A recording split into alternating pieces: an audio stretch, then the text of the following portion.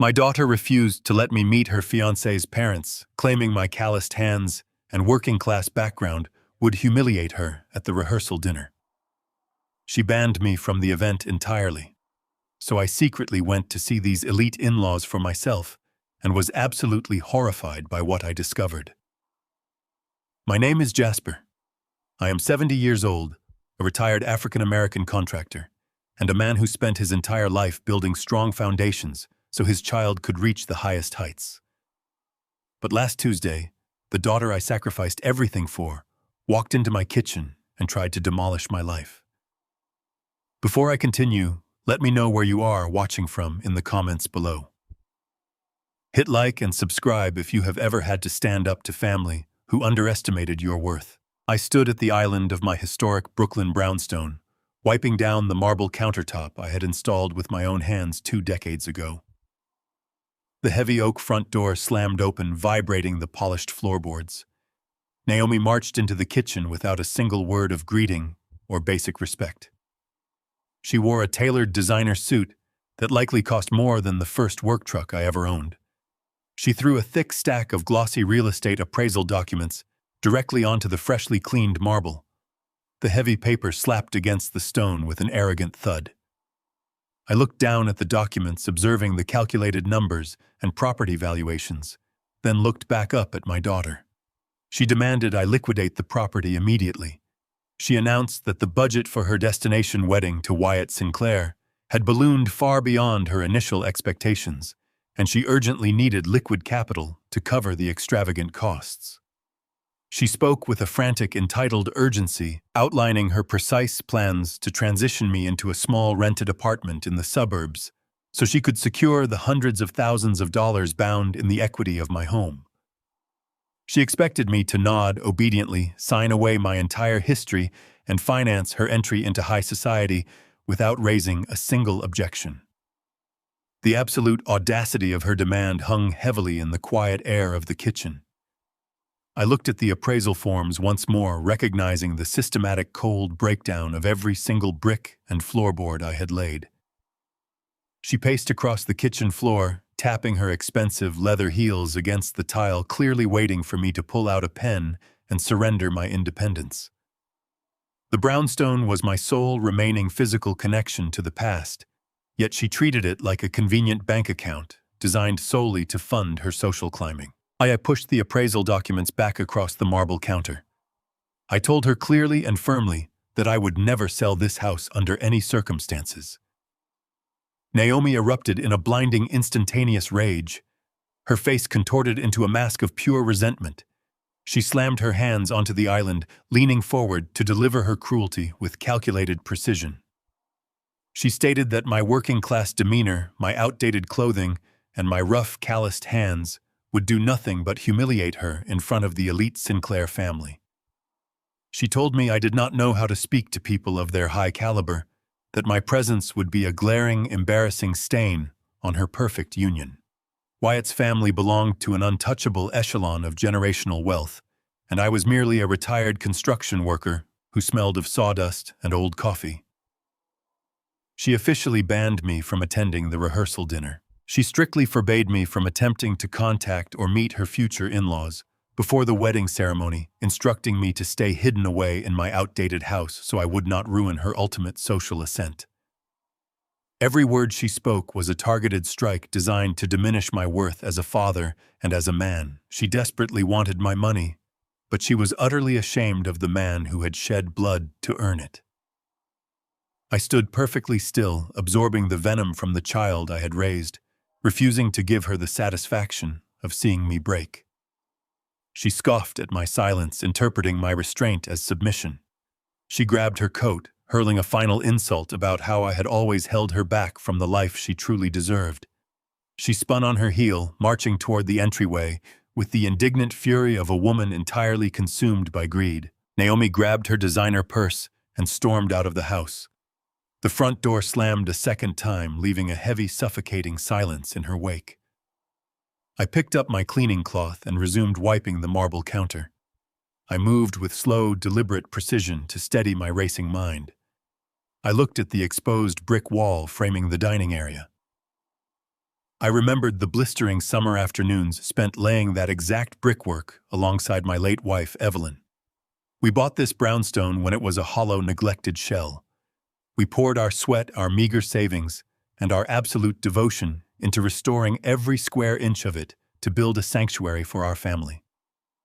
Evelyn loved the rich history and the resilient community of this neighborhood. Naomi always detested it. From the moment she entered high school, she viewed our working-class environment as a prison holding her back from greatness. She despised the loud streets, the stoop gatherings, and the honest labor that kept a roof over her head.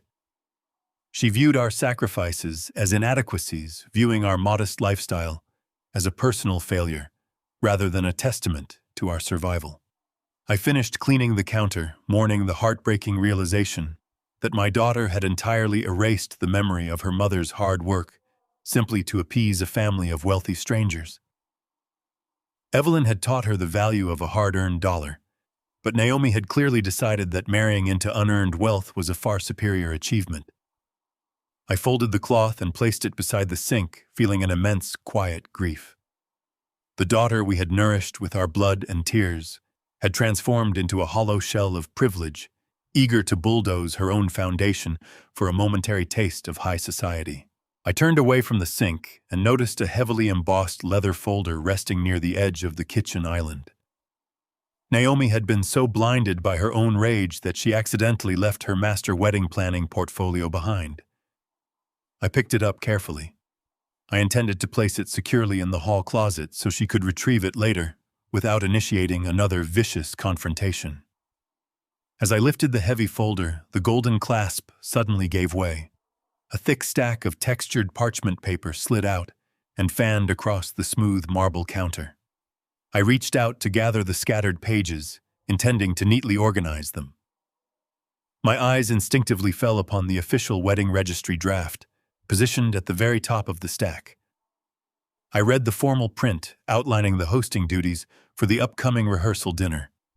The names of Wyatt's parents were printed in bold, elegant lettering right across the header. Stanford and Meredith Sinclair. I stopped breathing. The air in my lungs instantly turned to solid ice.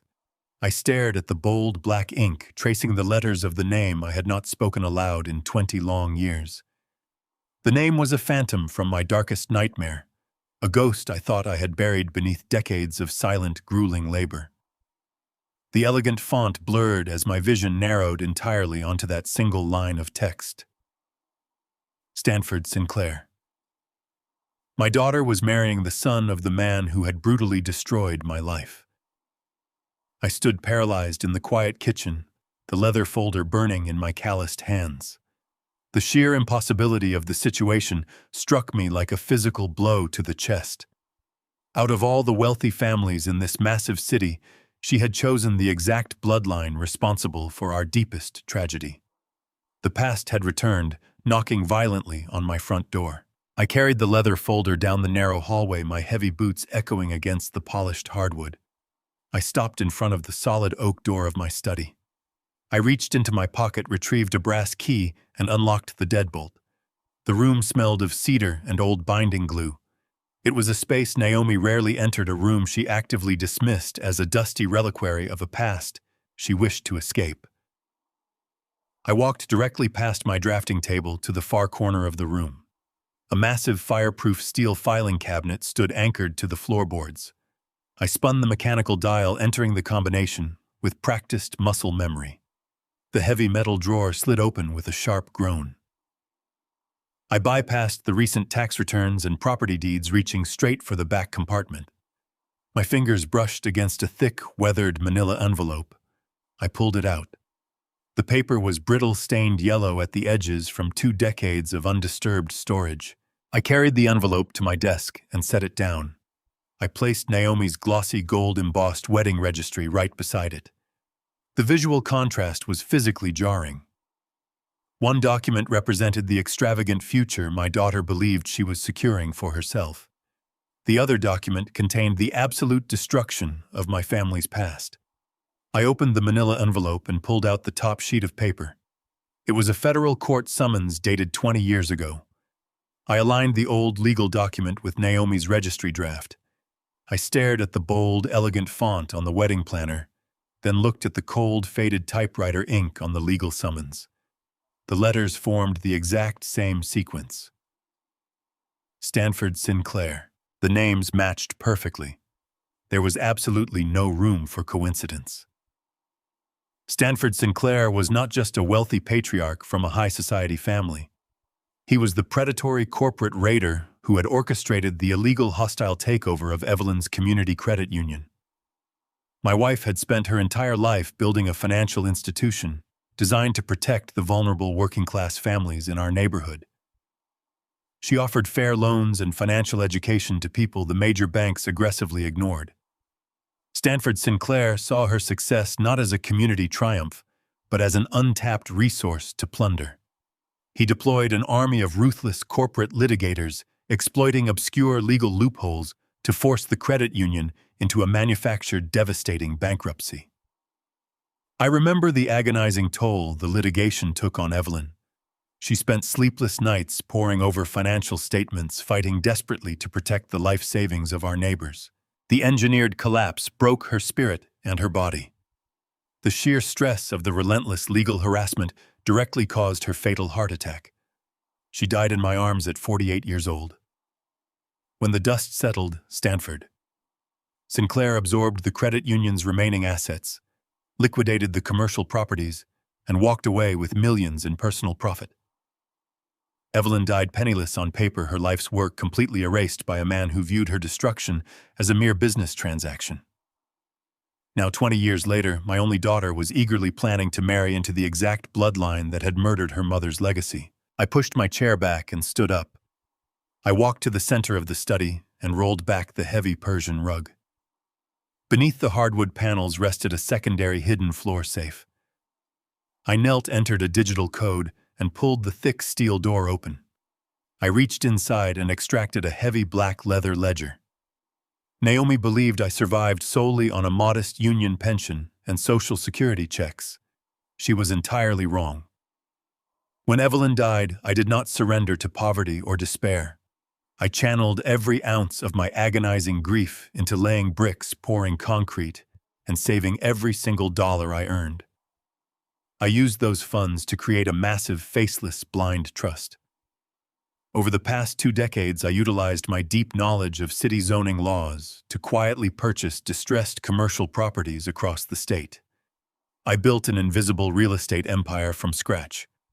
I operated entirely in the shadows, masking my identity behind layers of corporate shell entities. I named the primary holding company after Evelyn's maiden name. I amassed a staggering fortune, patiently waiting for the perfect moment to secure justice for my wife. The ledger in my hands contained the complete financial architecture of my wealth. I held the power to crush my enemies, completely wrapped in the unassuming facade of a retired working-class contractor. I placed the ledger on the desk next to the wedding folder. A desperate, fleeting hope flared in my chest. I tried to convince myself that Naomi was completely ignorant of the Sinclair family history. She was only 12 years old when Evelyn passed away. Perhaps she simply met Wyatt, fell in love, and remained entirely oblivious to the blood on his father's hands. I opened her leather folder again, searching for any context or explanation. I flipped past the expensive catering menus and the elaborate floral arrangements. Tucked behind the seating chart, I found a printed email exchange between Naomi and Wyatt. I scanned the text. My blood turned to ice. Wyatt had written to ask if her father would recognize Stanford's name on the formal wedding invitations. Naomi's printed response was a masterclass in calculated cruelty. She explicitly assured Wyatt that her father was far too old and uneducated to ever put the pieces together regarding Stanford's identity. She wrote that I was a simple laborer who barely understood my own bank account, let alone complex corporate histories. The ultimate betrayal was confirmed in black and white ink. Naomi knew exactly who Stanford Sinclair was. She knew he was the ruthless architect of her mother's destruction. Instead of defending Evelyn's memory, Naomi chose to actively protect Stanford's secret to secure her own social elevation. She was willingly sacrificing her family's honor for a seat at the Sinclair dining table. I folded the email and placed it in my front pocket. The sorrow evaporated instantly, replaced by a cold, surgical resolve. I drove my rusted Ford pickup truck past the manicured iron gates of the Oak Ridge Country Club. The security guard barely gave me a second glance, automatically assuming I was there to fix a plumbing leak or deliver landscaping supplies.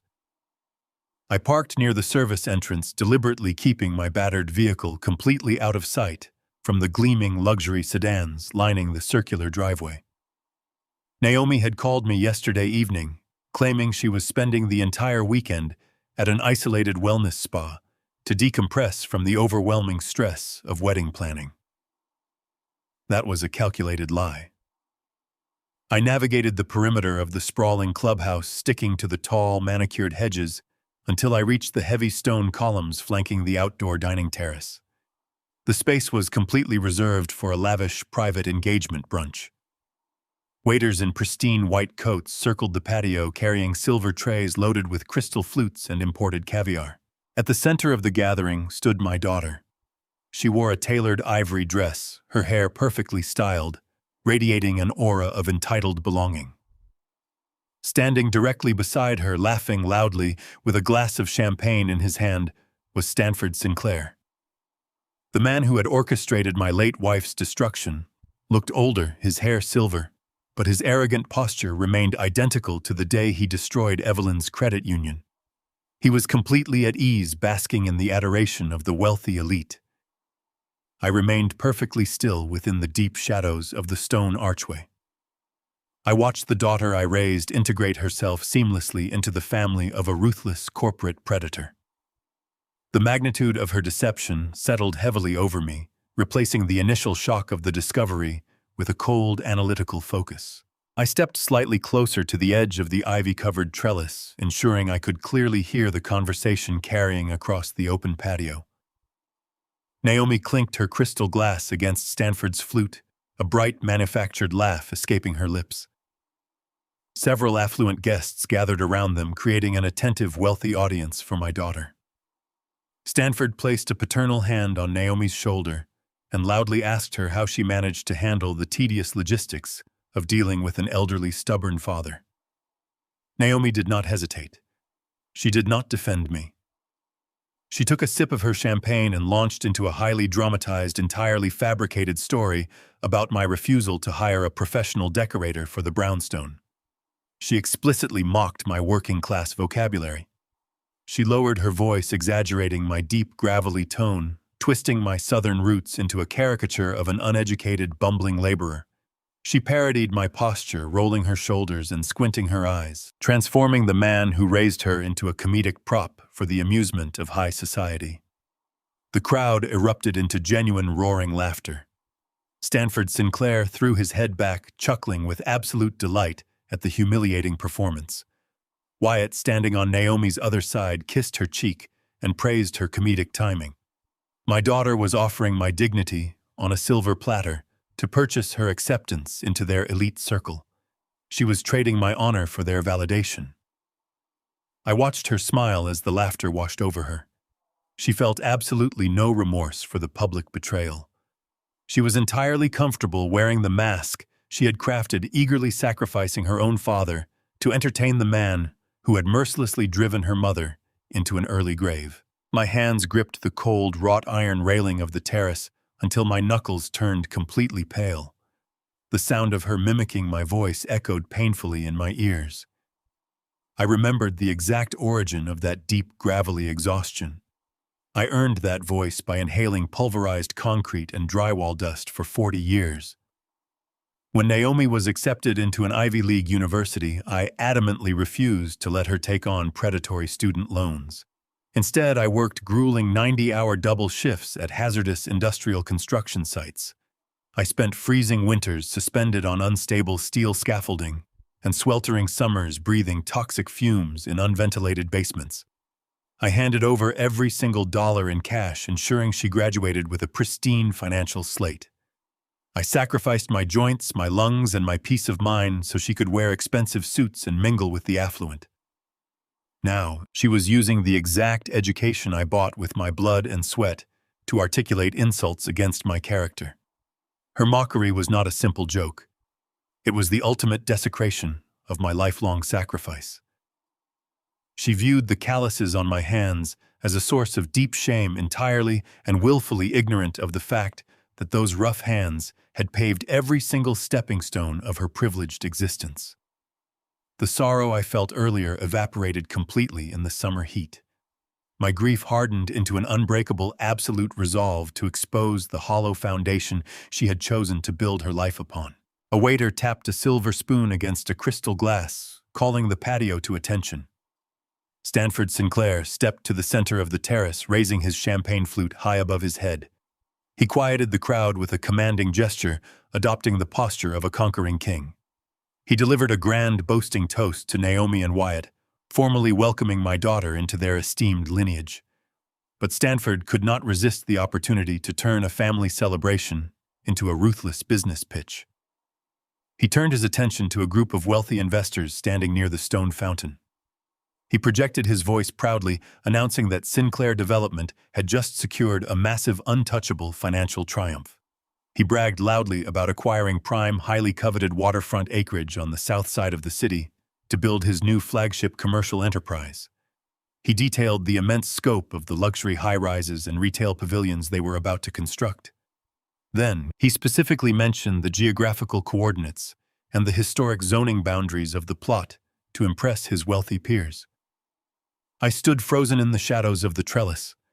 I recognized those exact geographical coordinates immediately.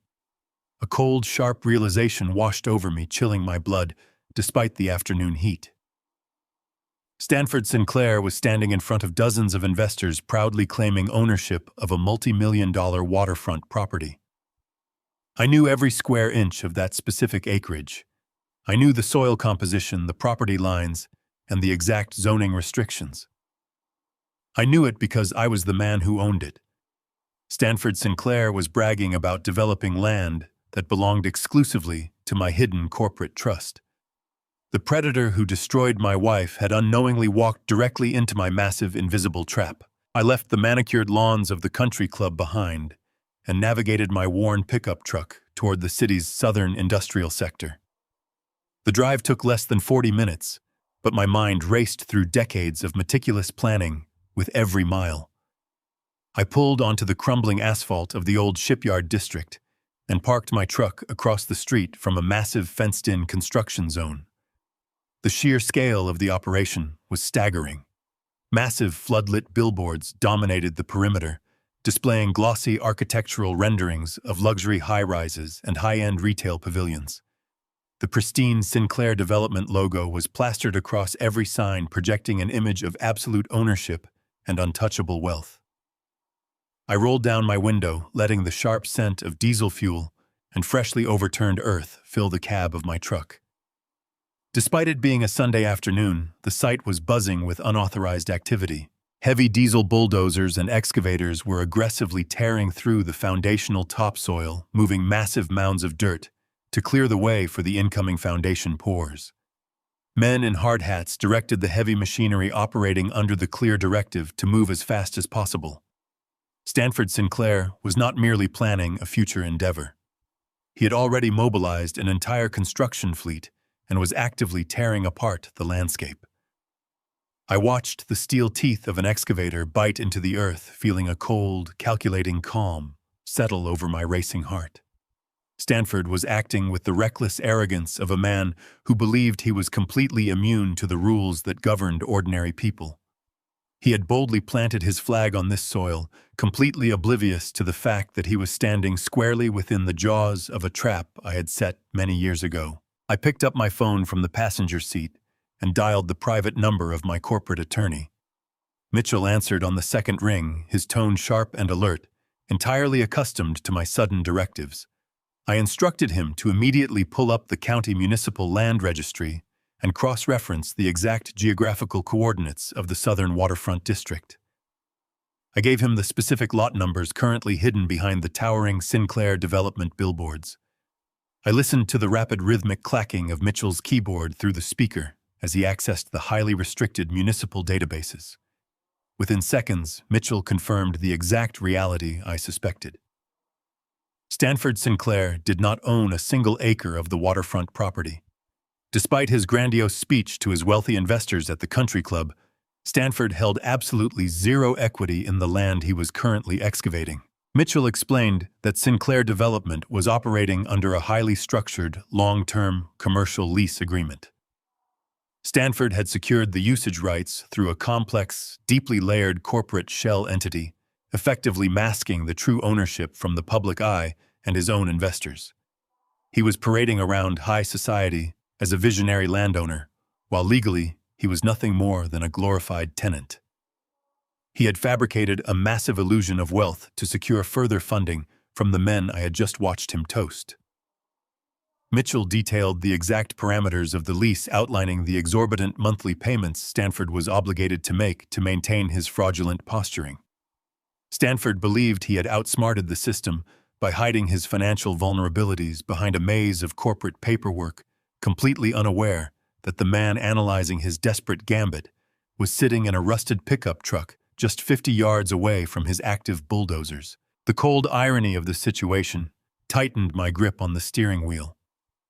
I was the absolute and sole architect of that exact corporate shell entity. 15 years ago, long after the tragic orchestrated collapse of Evelyn's Community Credit Union, I utilized my comprehensive ground-level knowledge of municipal zoning laws to quietly purchase deeply distressed commercial properties across the entire state.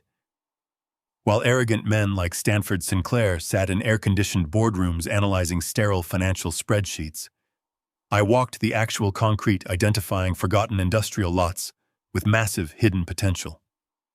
I funneled every single dollar I earned into a faceless blind trust, legally insulated and entirely impossible to trace back to a retired African-American construction worker.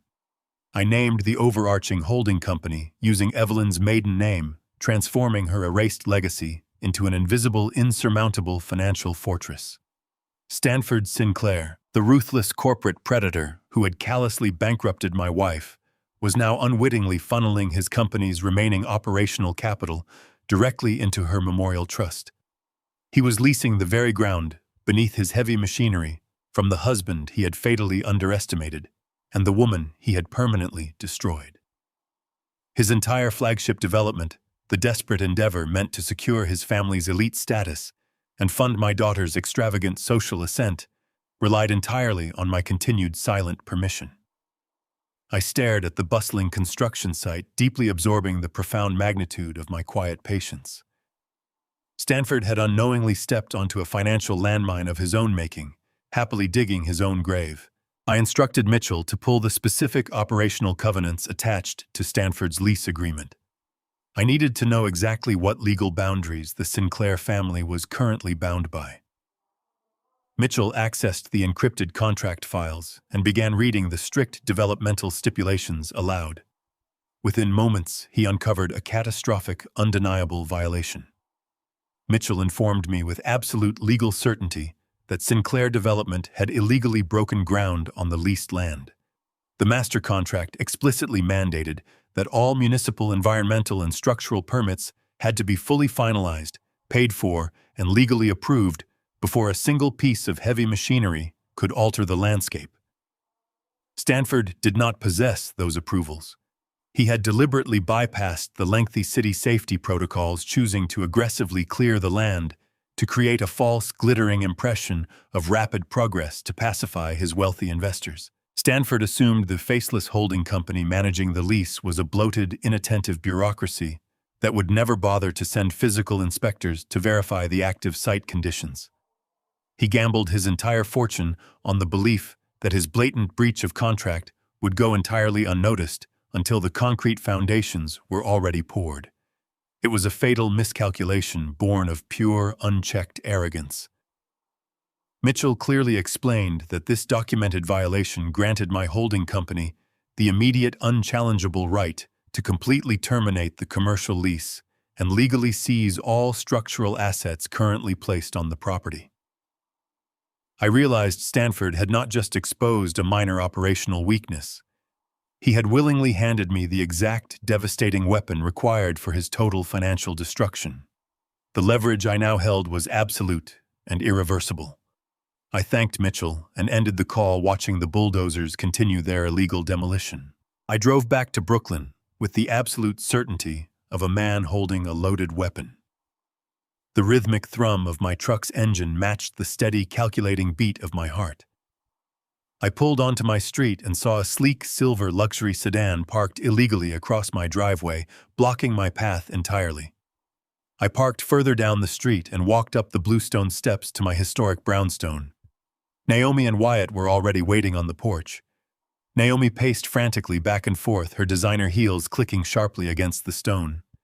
She spotted me and immediately demanded that I unlock the door without a single word of greeting.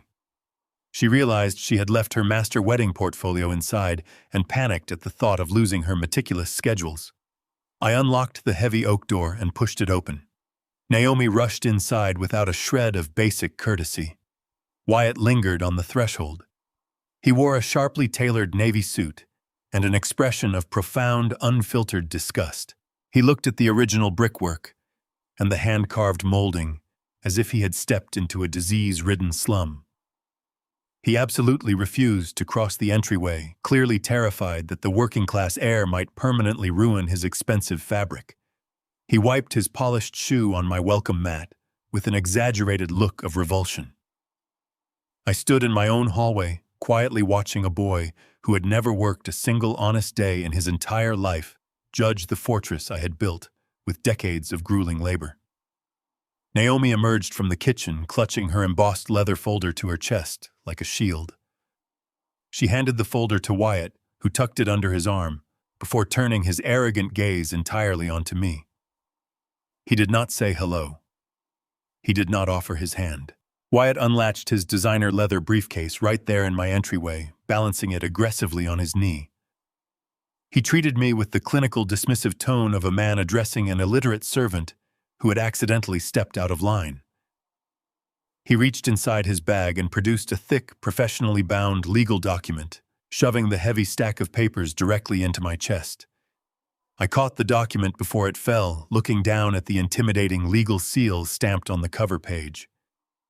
Wyatt spoke with a rapid nasal superiority that echoed his father perfectly.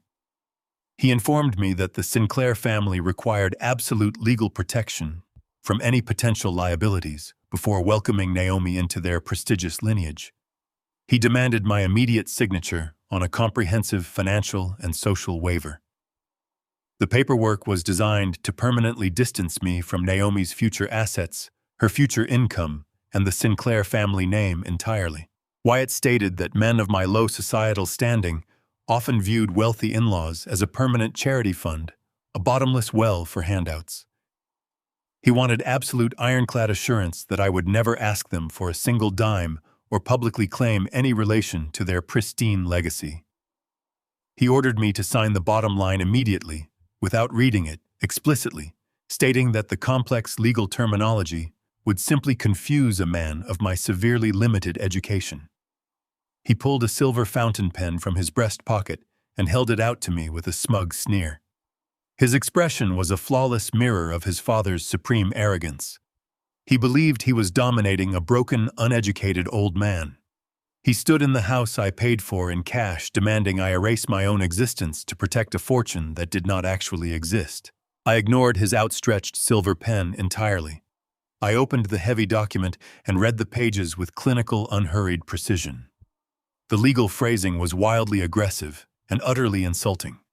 It included a strict, punitive non-disclosure agreement prohibiting me from ever publicly acknowledging my biological relation to Naomi or the Sinclair family under the threat of massive financial ruin. Wyatt assumed I was a tragic, helpless charity case purely because Naomi had consciously painted me that way. She had entirely rewritten our family history to elevate her own social status, portraying herself as a brilliant survivor who miraculously escaped a pathetic, impoverished background. She willingly sold my dignity to buy her entry ticket into high society. I read the clauses detailing the massive financial barriers they wished to erect against me. The absolute irony of the situation settled firmly and pleasantly in my mind. They were using predatory legal documents to barricade me from a family empire that was secretly leasing its most valuable asset directly from my own blind trust. Wyatt tapped his polished shoe impatiently, sighing loudly, as if my slow, deliberate reading was an intentional insult to his busy schedule. I reached the final page, closed the heavy document, and handed it directly back to him without a single tremor in my hand. I looked at Naomi, who stood silently behind her future husband, refusing to meet my eye. I reached into my own pocket, retrieved my own pen, and stated with absolute resonant clarity that I would not sign a single page. I refused to surrender my name or my rights to a boy who clearly lacked the capacity to earn either. Wyatt erupted in immediate, unfiltered anger the second I rejected his paperwork. The sophisticated high society facade vanished entirely, replaced by the vicious temper of a spoiled child denied his way. His face flushed bright red as he aggressively shoved the document back into his leather briefcase. He pointed a trembling finger directly at my chest, raising his voice to a hostile, echoing shout. He threatened to deploy his family's massive, ruthless legal team to completely sever me from any future grandchildren. He promised with absolute venom that I would die entirely alone in this crumbling house without ever seeing Naomi again. Naomi simply stood in the entryway and watched him scream at me, offering absolutely no defense or intervention on my behalf. Wyatt violently yanked the heavy wedding folder from Naomi's hands, jamming it haphazardly into his overcrowded briefcase. As he snapped the brass locks shut with excessive, furious force, a crumpled, heavily folded piece of paper dislodged from the side pocket and fell silently onto the hardwood floor. Wyatt did not notice the drop. He grabbed Naomi by the elbow and marched her out the front door, shouting a final bitter insult about my pathetic stubbornness into the evening air. I did not move a single inch. I calmly placed my heavy work boot directly over the fallen piece of paper, hiding it from view until their silver sedan completely disappeared down the street.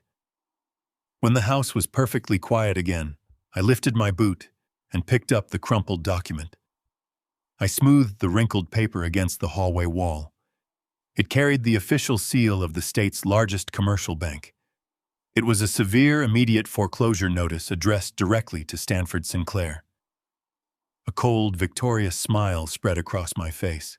I drove my rusted pickup truck directly into the heart of the financial district the very next morning. The steel and glass skyscraper housing Mitchell's corporate law firm towered over the city, a sharp contrast to my historic brownstone. I bypassed the receptionist and walked straight into his private corner office, placing the crumpled bank foreclosure notice directly onto his polished mahogany desk. Mitchell examined the paper, his professional demeanor instantly sharpening into absolute focus.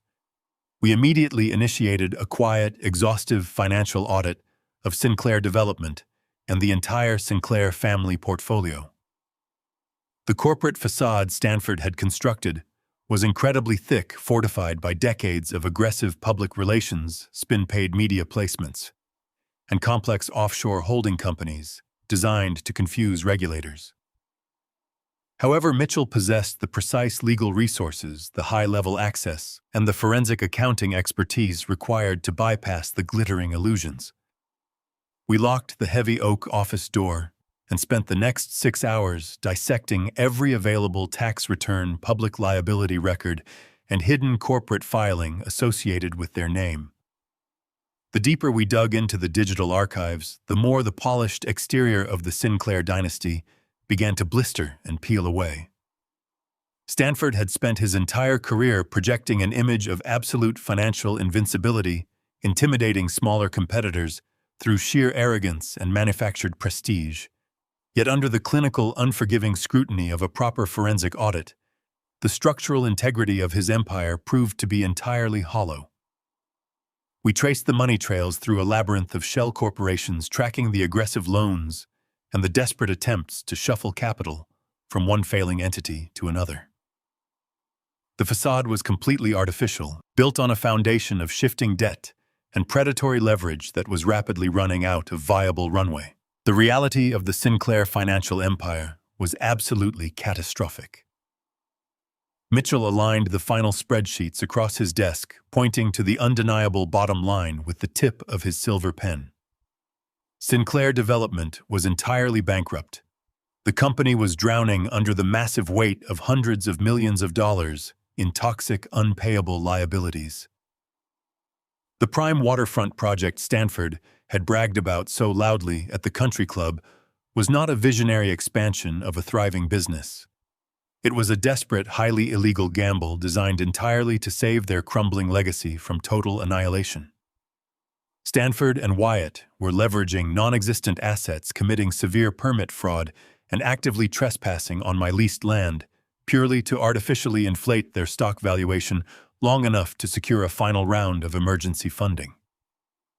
But the most horrifying discovery was not the corporate fraud taking place on the waterfront. It was the personal exploitation happening inside my own family. Mitchell uncovered a series of recently approved high-risk personal loans. Stanford and Wyatt had systematically woven Naomi into the center of their financial collapse. They were actively using my daughter's pristine credit score, her high earning potential as a corporate executive, and her unblemished financial history as direct collateral to delay their furious creditors. Wyatt was not marrying Naomi out of genuine love or even casual affection. He was marrying her strictly because she was a clean, untapped financial resource. They were using her as a human shield to absorb the devastating impact of their impending bankruptcy. Naomi believed she was marrying into untouchable generational wealth, completely blind to the reality that she was actually chaining herself to a sinking ship that would drag her down.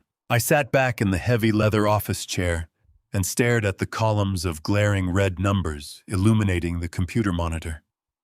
A deep, resonant anger settled heavily in my chest, accompanied by a sharp, familiar pang of sorrow for my late wife. Evelyn always warned me that men who aggressively flaunt their excessive wealth are usually sprinting rapidly away from devastating, crushing debt. She possessed a brilliant financial mind, capable of seeing straight through the hollow posturing of arrogant businessmen. She built her community credit union on a solid foundation of slow, honest growth and mutual trust among the working class. Stanford Sinclair had destroyed Evelyn simply to steal her hard-earned liquidity, utilizing his predatory cutthroat legal tactics to seize the capital he desperately needed to cover his own reckless ongoing mismanagement.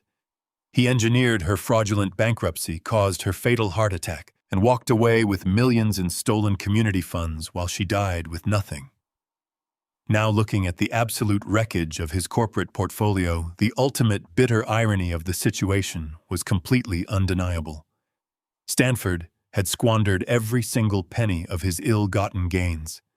The massive fortune he violently ripped from Evelyn's hands had not secured his lasting legacy. He had burned through her life's work to finance decades of extravagant country club parties, tailored designer suits, and reckless, over-leveraged real estate gambles.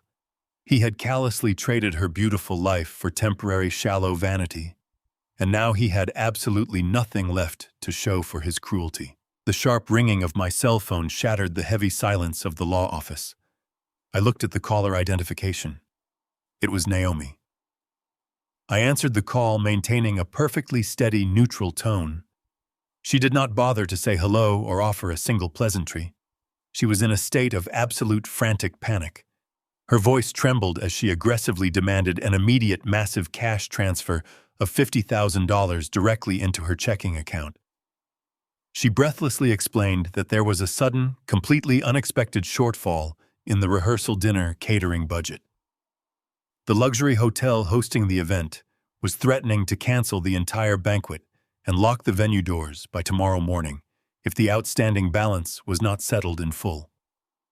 She quickly offered a rehearsed, fragile excuse, claiming that Wyatt's immense personal funds were temporarily tied up in high-yield bonds and offshore investments that required a few business days to liquidate. She begged me to cover the sudden expense, promising that the wealthy Sinclair family would reimburse me the moment their massive assets cleared the international banking holds.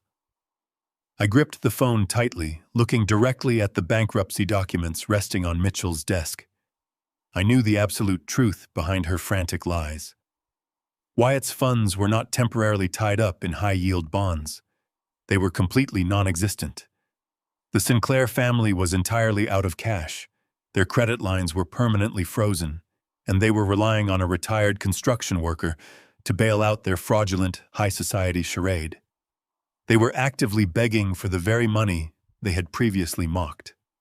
I stared at the red numbers on the screen and realized the perfect opportunity to strike had just fallen effortlessly into my hands. I listened to the shrill, frantic cadence of my daughter's voice echoing through the receiver, filling the quiet mahogany-paneled space of Mitchell's law office. Naomi rambled on about vendor deadlines and embarrassing social faux pas, her breathing shallow and erratic. She was begging the man she had just violently banished from her life to become her sudden financial savior. I did not interrupt her immediate panic.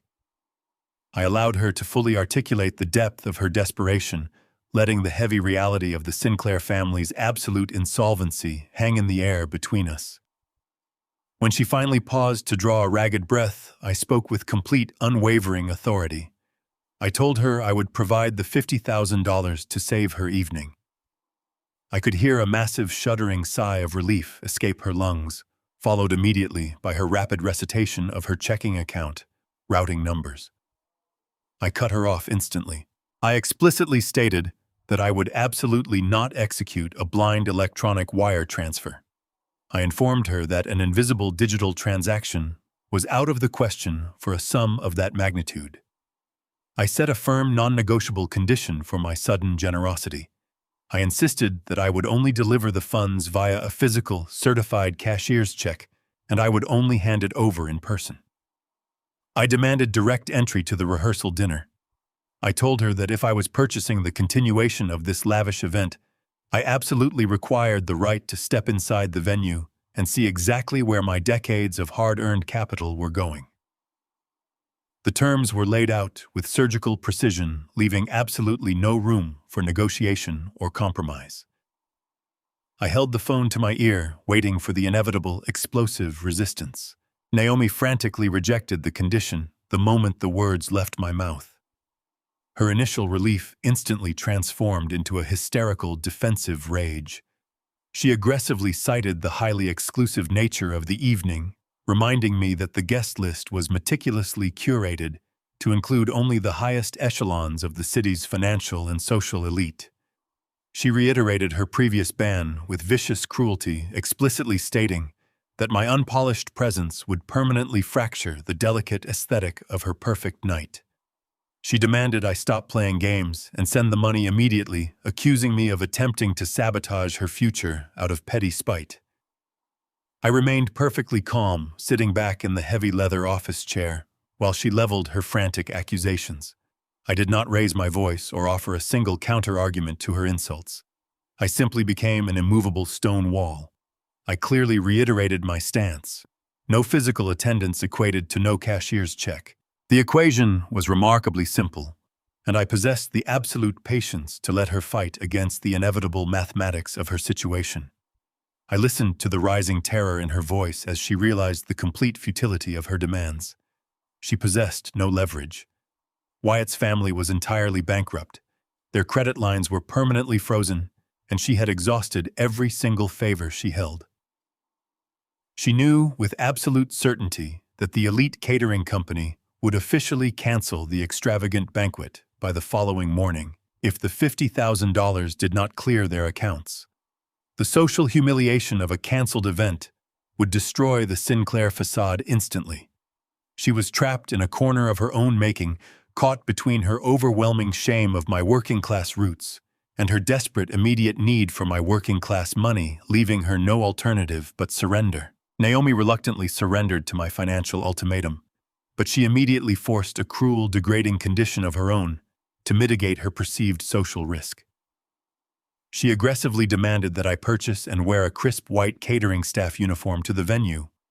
She instructed me to enter the luxury hotel strictly through the hidden service doors, navigating the freight elevators and kitchen corridors so I could seamlessly blend in with the hired help. She wanted me completely camouflaged among the waiters and busboys, entirely invisible to the Sinclair family and their wealthy investors. She believed this mandate was a profound insult, a humiliating penalty designed to remind me of my inherent subservience to her new high society status. She expected me to balk at the degrading prospect of serving the people she wished to impress. Instead, her venomous condition failed to inflict a single ounce of damage. I have worn heavy sweat-stained work uniforms my entire life with immense, unwavering pride. I spent 4 decades lacing up steel-toed boots and donning canvas jackets to build the physical infrastructure of the city. A uniform was never a symbol of shame. It was the honorable armor of a man providing for his family through genuine back-breaking labor. I found absolutely zero intimidation in the prospect of wearing a white catering shirt. I accepted her deeply insulting demand, effortlessly agreeing to slip through the back alleyways like a ghost to deliver the funds. I confirmed the time and location of the rehearsal dinner, noting the exact service entrance she frantically described, before abruptly ending the call without another word. I lowered the cell phone from my ear and placed it flat on the polished mahogany desk. The chaotic, frantic energy of my daughter's desperate bargaining vanished, leaving Mitchell and me in a state of absolute concentrated focus. I looked directly at the sharp corporate attorney sitting across from me. The investigative phase of our operation was entirely complete, and the time for surgical execution had officially arrived. I ordered Mitchell to immediately begin drafting the commercial eviction notices for the massive waterfront property. I instructed him to cite the blatant documented violations regarding the unapproved excavation permits and the illegal groundbreaking currently taking place on my leased land. I wanted the eviction documents formatted with absolute legal finality, leaving Stanford Sinclair zero room for negotiation, delay, or appeal. Furthermore, I instructed Mitchell to compile every single piece of financial evidence we had unearthed over the past 6 hours. I ordered him to prepare a comprehensive, devastating corporate fraud report detailing the Sinclair family's massive embezzlement, their predatory leverage tactics, and their systematic deception of their primary investors. I directed him to have the entire dossier completely bound and primed for immediate delivery to the state prosecutor's office by the end of the weekend. Mitchell nodded silently, his fingers already moving rapidly across his keyboard to initiate the catastrophic legal avalanche. I stood up from the heavy leather chair, feeling a profound, dangerous calm settle over my entire body. Stanford. Sinclair had destroyed my beautiful wife to build a hollow empire of lies, and he was currently attempting to use my only daughter as a human shield to protect it. The trap was now officially armed, and I was holding the trigger fully prepared to detonate his world. I arrived at the grand entrance of the Grand Marquis Hotel precisely at 7 o'clock. I bypassed the towering glass doors and the valet stand, entirely making my way around the perimeter to the heavy steel service entrance. The crisp white catering uniform I wore fit my frame perfectly. It was a simple starched cotton shirt and black trousers, a costume of invisibility in the halls of high society. I pushed through the loading dock doors and instantly merged into the chaotic flow of the hotel's culinary underbelly. Sous chefs shouted orders over the roar of industrial ventilation hoods, and event coordinators rushed past with clipboards, their eyes completely glazed over the faces of the hired help. I walked with the steady, measured pace of a man who belonged exactly where he stood. A harried banquet manager shoved a heavy silver tray loaded with crystal champagne flutes into my hands, barking a command to serve the south wing of the main ballroom. I nodded once, accepting the burden effortlessly. My calloused hands gripped the polished silver edges, grounding me in the familiar reality of physical labor. I navigated the labyrinth of tiled service corridors without drawing a single suspicious glance. The wealthy elite possess a remarkable ability to look straight through the people serving them, viewing us not as human beings, but as functional extensions of the room's furniture. I approached the heavy swinging leather-padded doors that separated the frantic kitchen from the lavish rehearsal dinner. I paused for a fraction of a second, feeling the smooth rectangular outline of the certified cashier's check resting heavily in my breast pocket. I pushed the swinging doors open with my shoulder and stepped directly into the gilded sanctuary of the Sinclair family. I positioned myself strategically in the deep shadows cast by a towering floral arrangement near the kitchen entrance. The ballroom was a staggering display of uninhibited financial gluttony. A string quartet played softly from a raised velvet stage, completely drowned out by the arrogant laughter of the city's financial elite. Massive, intricately carved ice sculptures shaped like swans slowly melted under the heat of enormous crystal chandeliers. Waiters circulated through the crowd, offering silver platters piled high with imported beluga caviar and truffles. I stood motionless in my white uniform, holding my tray of champagne, and observed the grotesque waste decorating every corner of the room. I looked at the imported silk drapery and the rare orchids cascading from the ceiling, feeling a cold, clinical anger solidify in my chest. I knew with absolute, undeniable certainty that every single luxury in this ballroom was directly funded by the exact money Stanford Sinclair had stolen from my wife decades ago. Evelyn had spent her entire life accumulating capital to issue modest mortgages to struggling families and small business loans to local bakers. Stanford had hijacked her noble, community-driven wealth and funneled it directly into this shallow, glittering circus. He was actively financing his family's social ascension, using the stolen lifeblood of my devastated community. The champagne in the glasses I carried represented the stolen sweat of honest laborers, repurposed simply to fuel a night of manufactured vanity. I watched Wyatt Sinclair laugh loudly with a group of investors adjusting the cuffs of a tuxedo that Evelyn's stolen credit union assets had undoubtedly paid for. The sheer injustice of the scene was overwhelming, but I did not allow my hands to shake. I remained anchored in the shadows, letting the visual evidence of their endless greed fuel my absolute resolve. The sharp ringing of a silver spoon against a crystal glass pierced the low hum of the ballroom. Stanford Sinclair stepped confidently up to the main podium, adjusting the microphone with the practiced ease of a conqueror. The wealthy crowd fell into a respectful, attentive silence. Stanford launched into a grand, booming speech, thoroughly boasting about his untouchable legacy and the brilliant future he envisioned for his son. He painted the Sinclair name as a pillar of the city's economic foundation. He then pivoted smoothly, utilizing his son's rehearsal dinner to loudly brag about the historic, multi-million-dollar waterfront commercial development he had supposedly secured for his investors. He spoke of the massive luxury high-rises and the retail pavilions that would soon bear his family crest. I listened to his booming voice echo through the chandeliers, my gaze locked onto his face, noting the exact arrogant sneer pulling at the corners of his mouth. It was the absolute identical expression he wore 20 years ago. I remembered sitting in a sterile, freezing conference room, watching Stanford Sinclair slide the fraudulent corporate bankruptcy papers across a mahogany table directly toward Evelyn. He had worn that exact same sneer as he legally stripped my wife of everything she had built, dismissing her decades of community service as collateral damage in his pursuit of profit. He had looked at Evelyn with pure, unfiltered contempt, viewing her destruction as a testament to his own brilliance.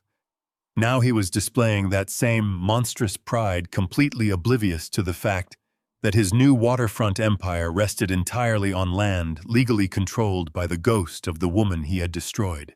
As Stanford finished his arrogant toast to a thunderous round of applause, Naomi suddenly turned her head. Her eyes swept past the wealthy investors and landed directly on me standing near the kitchen entrance. The radiant, manufactured smile she wore for her future father-in-law vanished instantly. Her face contorted into a mask of pure, unadulterated rage. She quickly excused herself from Wyatt's side, her movements stiff and furious as she navigated the crowded dance floor. She marched aggressively toward my corner, her designer heels clicking sharply against the polished wood. She did not greet me. She closed the distance, reached out, and violently grabbed my arm, her manicured nails digging deeply into the starched white cotton of my catering uniform. She dragged me further back into the shadows of the service corridor, out of sight from her elite guests. She demanded the cashier's check, in a hushed, furious whisper, her voice trembling with intense hostility. She accused me of loitering to embarrass her, entirely convinced I was attempting to sabotage her perfect evening by standing too close to the light. She ordered me to hand over the $50,000 immediately and instructed me to exit the building straight through the filthy garbage alleyway to ensure absolutely no one saw my face. She treated the man who had funded her entire existence like a contagious disease that needed to be rapidly quarantined. She thrust her open palm toward my chest, waiting for me to frantically dig into my pocket and surrender the funds to save her caterers. I looked down at her outstretched hand, then looked calmly back into her furious eyes. I stood perfectly still in the quiet shadows of the corridor. I did not reach for my pocket. I pulled my arm free from Naomi's frantic grip with a single sharp motion. Her perfectly manicured fingers slipped off the starched white cotton of my catering shirt, leaving her stumbling backward in the dim, tile-lined service corridor. She gasped loudly, a sharp intake of breath signaling her absolute shock, but I completely ignored her silent panic and her desperate whispered commands to retreat. I turned my back on the swinging kitchen doors and the hidden garbage alleyway she had aggressively designated for my humiliating exit. Instead, I stepped deliberately out of the shadows and walked directly onto the gleaming hardwood floor of the main ballroom. The transition from the invisible periphery to the absolute center of the room was instantaneous, commanding, and undeniable. I did not carry a silver tray or a white linen towel to blend in with the hired staff. I walked with the heavy, measured, and unhurried stride of a man taking rightful ownership of the ground beneath his feet. The impact of my intrusion rippled through the lavish space like a physical shockwave. The lead violinist of the string quartet saw me approaching the center of the dance floor and faltered immediately, his bow scraping harshly against the strings. The discordant note caused the rest of the musicians to abruptly cease playing, letting their instruments drop to their sins. The sudden, suffocating silence swallowed the massive room whole. The wealthy guests paused mid-conversation, lowering their imported champagne flutes and turning their heads in unison. A glittering sea of tailored tuxedos and expensive designer gowns parted slightly, creating a wide, completely empty circle around me. They stared with a mixture of absolute confusion and mounting outrage at the sight of a catering servant blatantly disrupting their highly exclusive event. The glittering, manufactured illusion of the Sinclair family's flawless rehearsal dinner shattered the exact moment I planted my heavy work boots squarely under the massive crystal chandelier. Wyatt spotted the stark visual disruption from across the room, and his face immediately flushed with a dark, volatile crimson. He abandoned his intimate circle of wealthy targeted investors, aggressively pushing his way past the bewildered guests to march directly toward the center of the ballroom. He closed the distance rapidly, his polished designer shoes slapping loudly and angrily against the hardwood floor in the dead silent room. He stopped mere inches from my chest, looking me up and down with an expression of profound, unfiltered disgust. He loudly mocked the crisp white catering uniform I wore, his voice carrying clearly and deliberately across the quiet ballroom to ensure maximum humiliation. He called me a pathetic, desperate old beggar who had finally lost the last remaining shreds of his dignity and self-respect. He announced to the surrounding crowd of elite socialites that I was a deranged charity case, a delusional vagrant actively seeking a massive financial handout from his family's limitless, untouchable wealth. Wyatt projected his fragile, heavily bruised ego entirely through his sheer volume, attempting to humiliate me into immediate cowering submission. He turned his attention to the perimeter of the room and furiously snapped his fingers high in the air. He barked a sharp, aggressive, and highly demanding order at the hotel security staff stationed near the main mahogany entrance, demanding they remove the confused old man from the premises immediately. He instructed the guards to drag me out through the service elevator and throw me directly into the dark street where I belonged. Wyatt crossed his arms tightly over his tailored navy suit, displaying the supreme arrogance of a boy who firmly believed his last name granted him absolute immunity from consequence. He stood in front of his elite peers, fully expecting the hired muscle to immediately execute his command and physically erase my embarrassing presence from his pristine celebration. I did not take a single step backward, nor did I lower my gaze to the polished floor. I stood my ground firmly under the glaring lights of the chandelier, and my physical posture shifted instantly. I dropped the humble, subservient demeanor of a hired laborer, entirely discarding the invisibility of the white shirt. I squared my broad shoulders, planting my feet and lifting my chin to project the commanding, immovable presence of an absolute patriarch. Wyatt's aggressive posturing, his loud insults, and his frantic snapping failed to generate even a fractional ounce of intimidation within my mind. I had spent 4 decades managing crews of hundreds of rough-seasoned construction workers on some of the most dangerous, high-risk job sites in the entire state.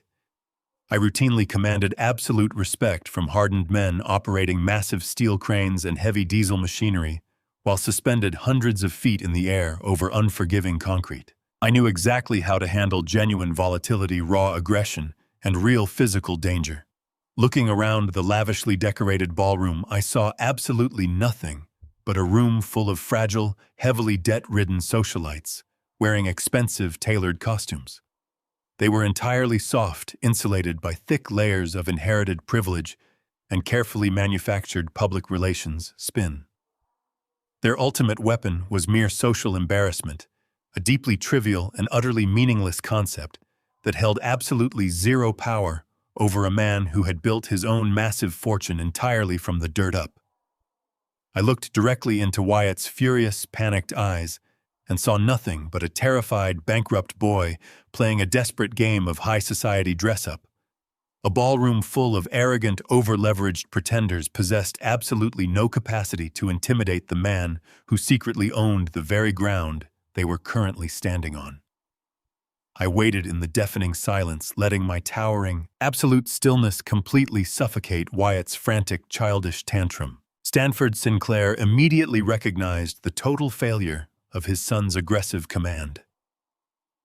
The broad-shouldered hotel security guards, stationed by the heavy mahogany doors, shifted uncomfortably on their feet, clearly hesitating to forcibly grab an elderly man who stood with such absolute terrifying composure in the exact center of an elite gathering.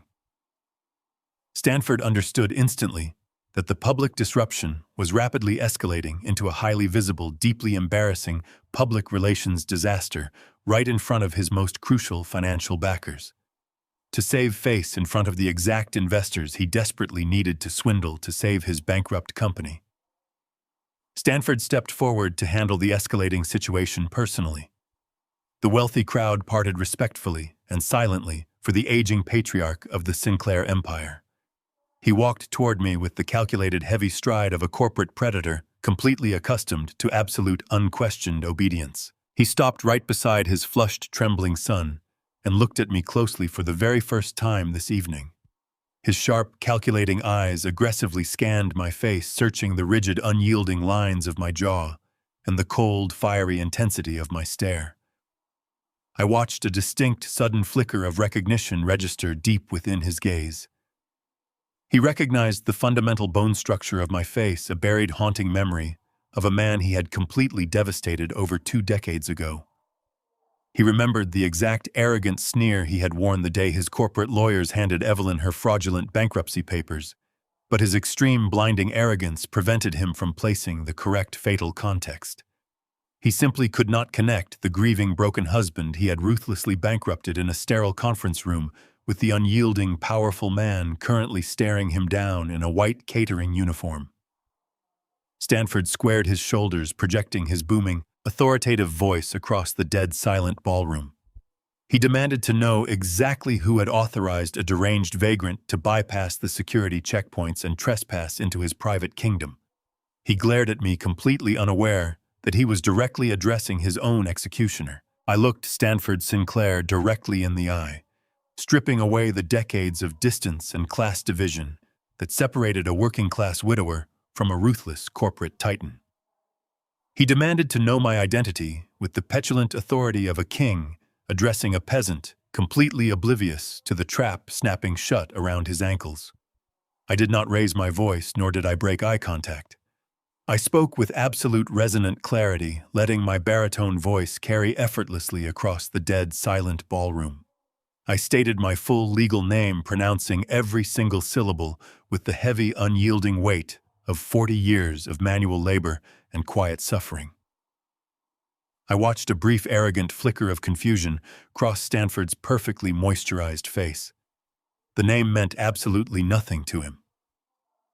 I was simply another faceless laborer he had stepped on to climb his golden ladder, a discarded piece of collateral damage entirely unworthy of his memory. He opened his mouth to issue another dismissive command, preparing to order his security guards to drag me out into the alleyway. I cut him off instantly. I did not give him the satisfaction of a single additional word. I raised my voice slightly, projecting my next sentence to ensure that every single wealthy investor, every socialite, and every hired waiter in the massive venue could hear me perfectly. I loudly mentioned my late wife. I said the name Evelyn aloud for the entire room to hear, pronouncing her full maiden name with a fierce, protective reverence. I threw her name into the center of the extravagant rehearsal dinner, like a live grenade watching the syllables echo against the crystal chandeliers and the imported silk drapery. The name hung heavily in the suffocating silence, a ghost suddenly manifesting in the middle of their glittering celebration. All the color violently and immediately drained from Stanford Sinclair's face. The sophisticated, untouchable aura of the billionaire real estate developer evaporated in a fraction of a second, leaving behind the pale, terrified expression of a cornered thief. The memory of my wife struck him like a severe physical blow to the chest. He instantly remembered the brilliant African-American woman whose community credit union he deliberately and methodically destroyed for pure corporate profit. He remembered the grueling legal battles, the predatory injunctions, and the ruthless financial maneuvers he employed to bankrupt an institution built entirely on honest working-class trust. Evelyn had been a formidable, highly intelligent opponent who recognized his corporate raiding tactics, instantly fighting him with every ounce of her spirit to protect the modest savings of her neighbors. Stanford had not merely defeated her in a sterile courtroom. He had actively orchestrated her complete financial ruin, seizing her assets to cover his own reckless, over-leveraged investments. He knew exactly what he had done to her, and he knew that the devastating stress of his ruthless takeover had directly caused her fatal heart attack. The horrifying realization of his past sins crashing head-on into his present reality paralyzed him completely. The arrogant sneer vanished, replaced by a slack-jawed mask of absolute dread. His tailored tuxedo suddenly seemed too large for his shrinking frame. He took a staggering, unsteady step backward, his polished leather shoes slipping awkwardly against the pristine ballroom floor. He looked at the white catering uniform I wore, finally connecting the dots between the grieving, shattered husband he had ruined decades ago and the immovable, terrifying force standing directly in front of him tonight. The ghost of Evelyn had returned to claim her rightful vengeance, and Stanford knew he possessed absolutely no defense against the incoming storm. Naomi lunged forward, desperately attempting to physically push me toward the kitchen exit. Her perfectly styled hair whipped wildly around her shoulders as she shoved her hands against my chest, throwing her entire body weight into the effort. She cried hysterically, her shrill voice echoing through the silent ballroom as she loudly claimed her father had completely lost his mind. She frantically shouted to the bewildered guests that I was suffering from severe dementia, screaming that I was aggressively ruining her perfect evening with my delusional, tragic outbursts. She clawed at my sleeves, begging the security guards to intervene and remove the crazy old man before he caused any further embarrassment to the Sinclair family. I stood perfectly still, letting her strike my chest, absorbing a profound, agonizing realization that eclipsed the physical blows. Naomi was exactly 12 years old when Evelyn died. She was entirely old enough to remember the endless nights her mother spent crying over the legal notices, old enough to comprehend the crushing debt that swallowed our family, and old enough to know the exact name of the corporate predator who orchestrated our destruction. She knew exactly what Stanford Sinclair had done to her own mother. Her frantic desperation to protect his legacy tonight was not born of ignorance. It was a conscious, calculated decision to trade her mother's memory for a guaranteed entry ticket into high society. Her betrayal was absolute and entirely premeditated. She had willingly aligned herself with the architect of our family's tragedy simply to secure a luxury lifestyle, actively participating in the erasure of Evelyn's legacy to elevate her own status. Wyatt stepped forward, his face twisted into an ugly mask of entitled fury. He aggressively inserted himself between Naomi and me, positioning himself as the valiant protector of his distressed bride. He pointed a trembling manicured finger directly at my face and loudly threatened to have me immediately arrested for criminal trespassing. He shouted that his family possessed the best attorneys in the state, promising to personally ensure I spent the remainder of my pathetic life locked inside a prison cell for daring to assault his future wife and publicly slander his father's pristine reputation. He turned to the paralyzed hotel manager and demanded the police be summoned instantly, ordering them to forcibly drag the vagrant out of the building in handcuffs. I ignored the screaming boy entirely. I maintained my unbroken lethal stare directly on Stanford's pale, terrified face.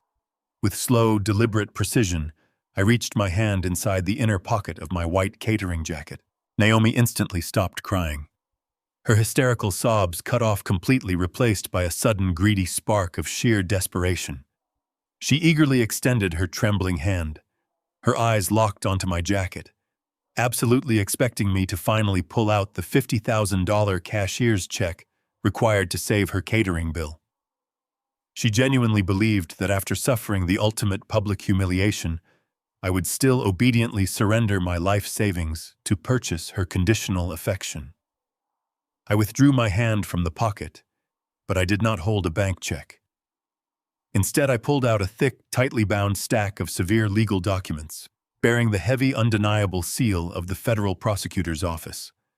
I held the massive corporate fraud indictment high in the air, letting the harsh light of the crystal chandeliers illuminate the exact instrument of the Sinclair family's total, unavoidable destruction. I stepped smoothly past Naomi, ignoring her outstretched hand completely. She gasped a sharp intake of breath, signaling her absolute shock as I bypassed her frantic desperation. I walked directly up to Stanford Sinclair, stopping just inches from his tailored tuxedo. I held out the thick, tightly bound stack of legal documents. He stared at the federal seal stamped on the heavy cover page, his arrogant posture instantly crumbling. He reached out with hesitant, trembling fingers and took the paperwork from my hands. The entire grand ballroom fell completely and utterly silent.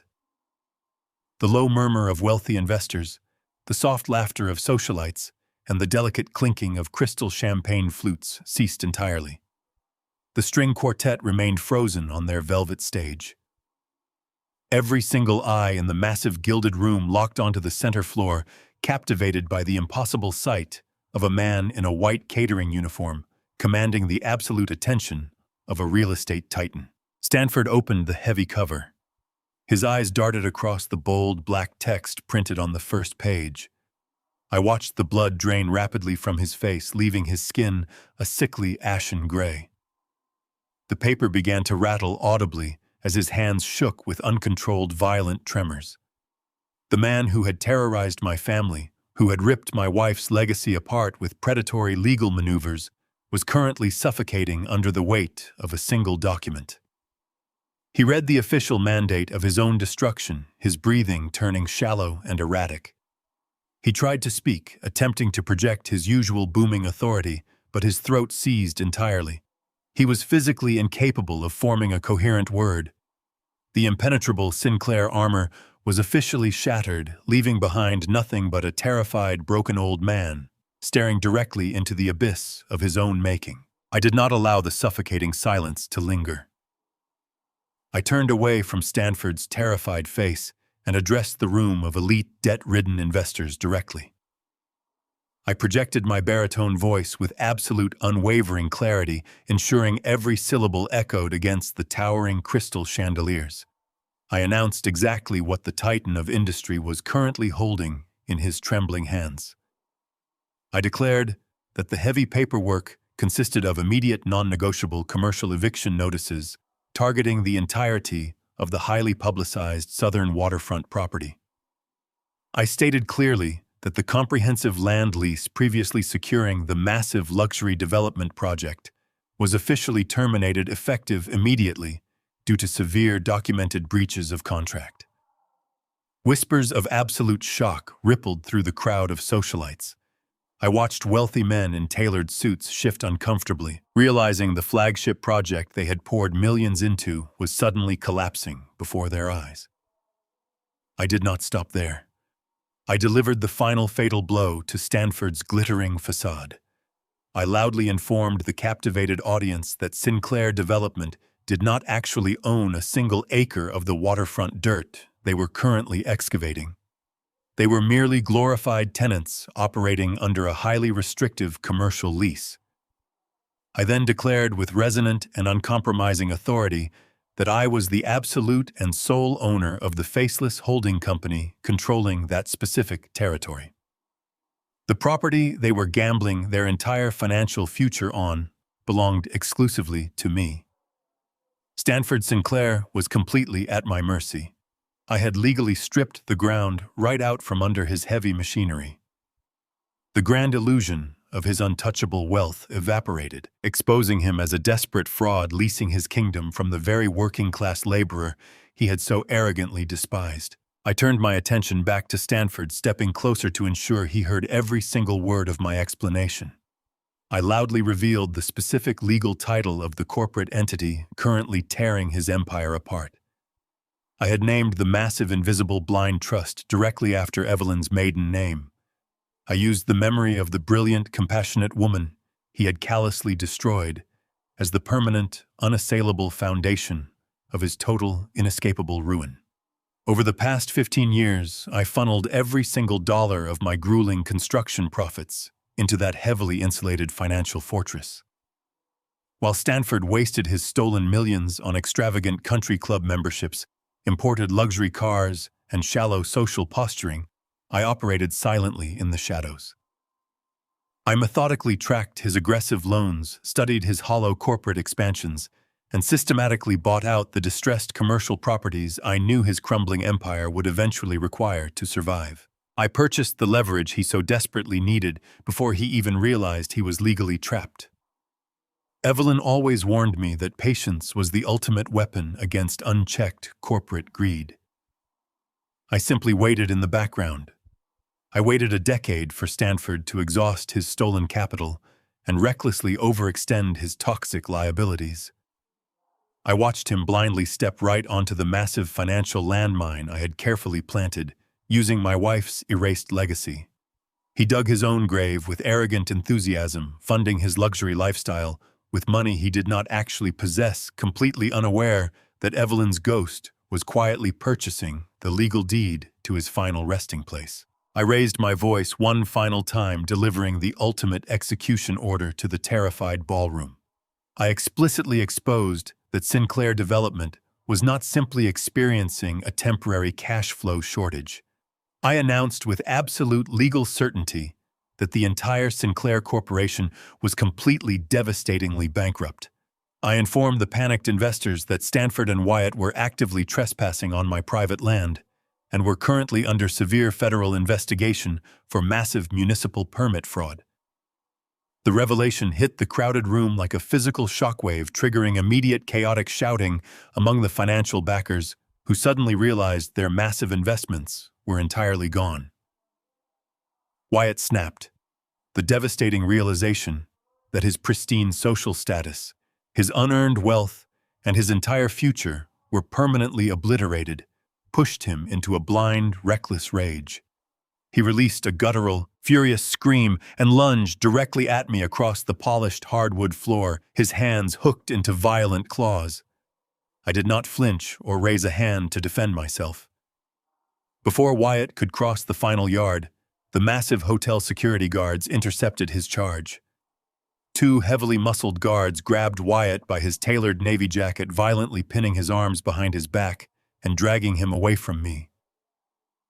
Stanford realized with absolute horror that his own hired security had instantly turned against him. He did not know that my attorney Mitchell had preemptively contacted the hotel management an hour ago. Mitchell had provided them with undeniable proof of the Sinclairs' bounced catering checks and completely frozen credit lines. The luxury hotel staff immediately recognized that the men hosting the lavish party were entirely broke. The security guards aggressively subdued the screaming boy, securing the perimeter for the only man in the room who actually possessed the capital to pay them. Wyatt's furious, pathetic screams echoed against the vaulted ceiling as the hotel security guards dragged him backward, leaving a massive, glaring void in the center of the ballroom. I stood perfectly still watching the violent unraveling of the Sinclair dynasty, but my peripheral vision remained entirely locked on my daughter. The chaotic reality of the situation crashed down upon Naomi with the visible, devastating force of a collapsing building. I could literally see the rapid, ruthless calculations executing behind her wide, panic-stricken eyes. The glittering fantasy world she had so desperately clawed her way into was entirely a mirage. The aristocratic Sinclair family, the pristine society crest, the endless promises of European estates, and bottomless corporate accounts were all completely bankrupt lies. Wyatt and Stanford possessed absolutely nothing but toxic debt and impending federal prison sentences. Conversely, the man she had spent the last 2 years treating like a diseased peasant, the father she had actively hidden in the shadows and banished to the service entrance, was a silent, unassailable multimillionaire. She realized with terrifying absolute clarity that I held every single ounce of the power, the leverage, and the wealth in this room. The golden ticket she thought she had secured through her strategic engagement had actually been in her own pocket her entire life, and she had spent months actively trying to burn it. Her posture shifted dramatically as her survival instincts completely overrode her shock. The haughty, aristocratic disdain she had weaponized against me just 10 minutes ago in the service corridor vanished entirely. She looked at Stanford's trembling, defeated frame, then at Wyatt, struggling pathetically against the guards, and finally, she looked directly at the pristine white catering shirt I wore, suddenly recognizing it not as a badge of servitude, but as the armor of a conqueror. Naomi executed her pivot with a speed and ruthlessness that genuinely chilled my blood.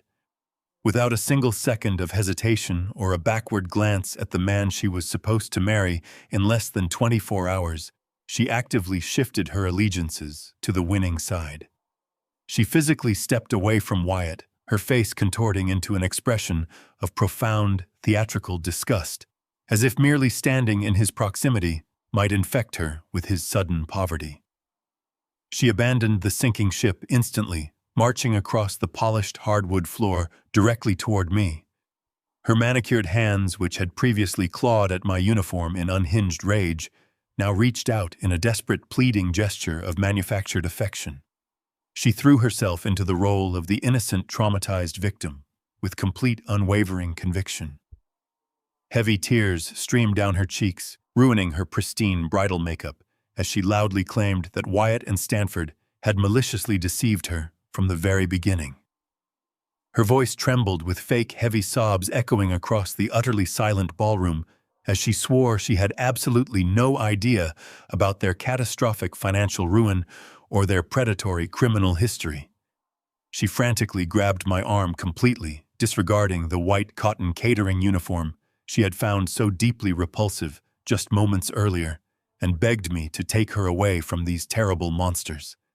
She pleaded with her father to take her back to our historic brownstone so we could start over, promising to completely erase the Sinclairs from her life and return to being my devoted, loving daughter.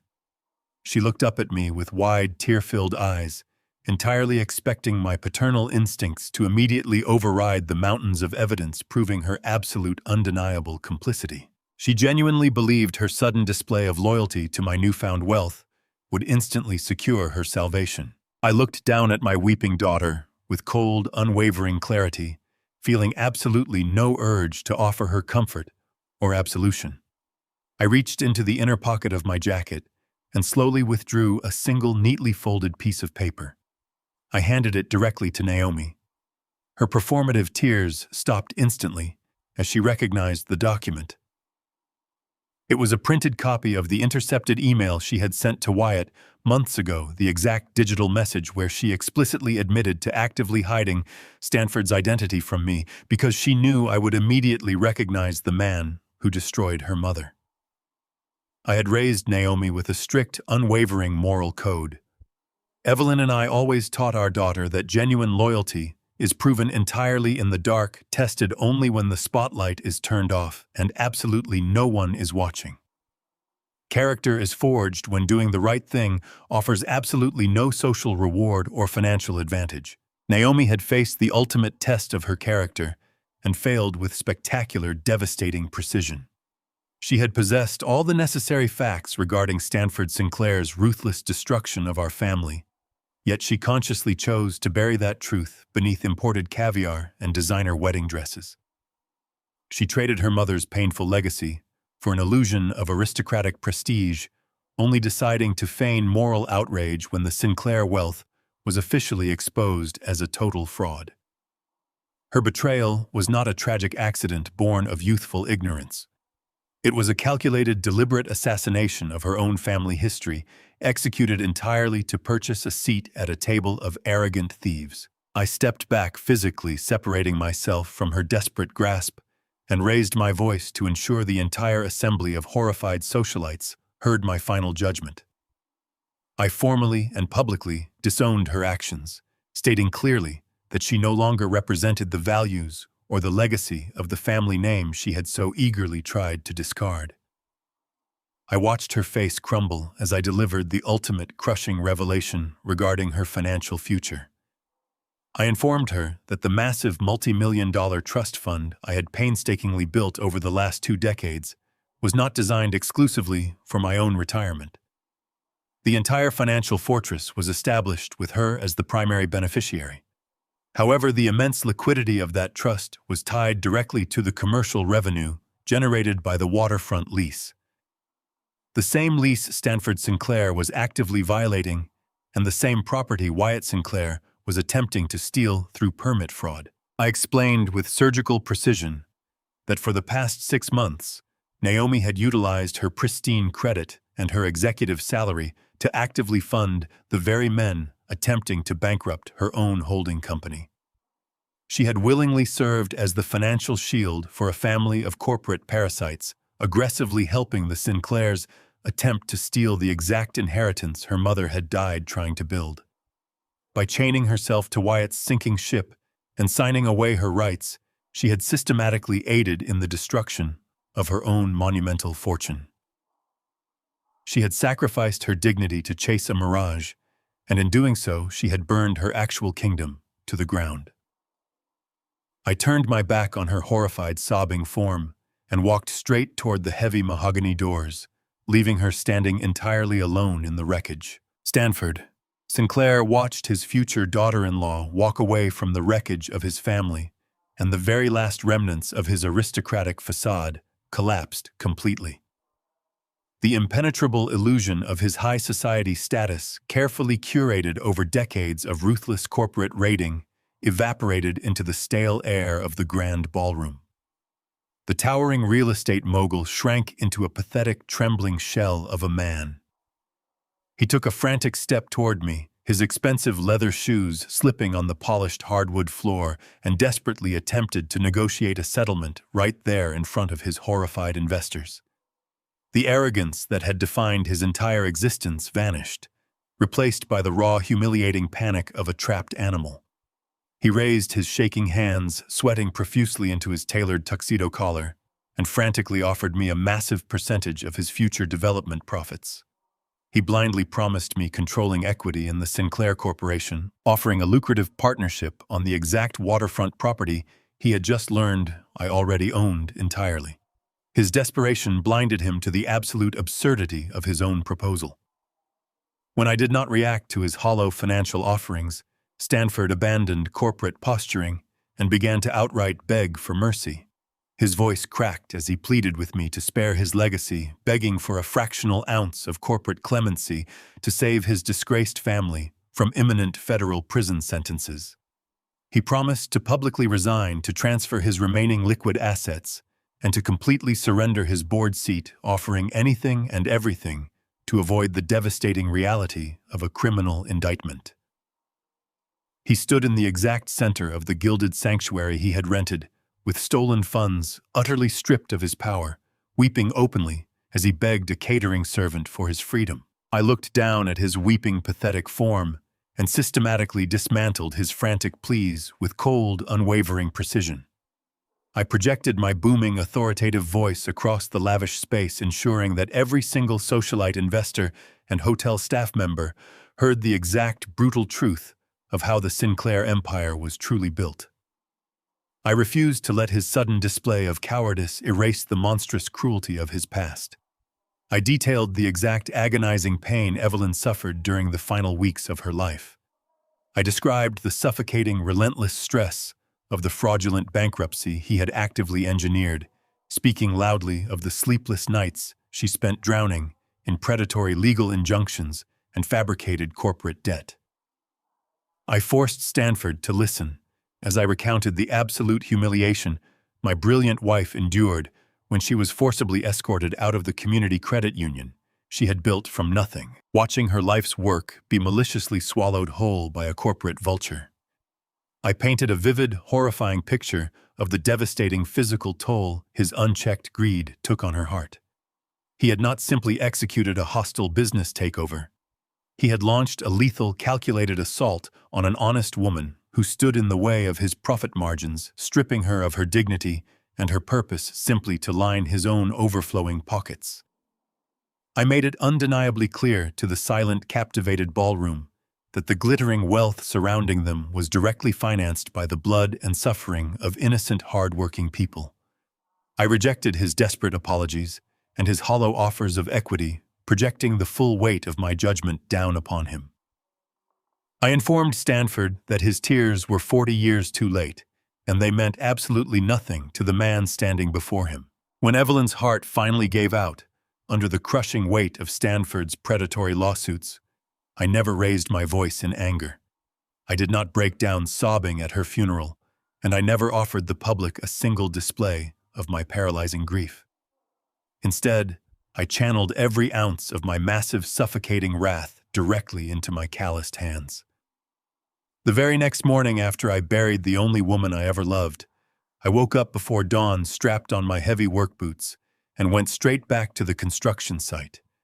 I poured my absolute fury into laying bricks, pouring concrete, and managing heavy steel.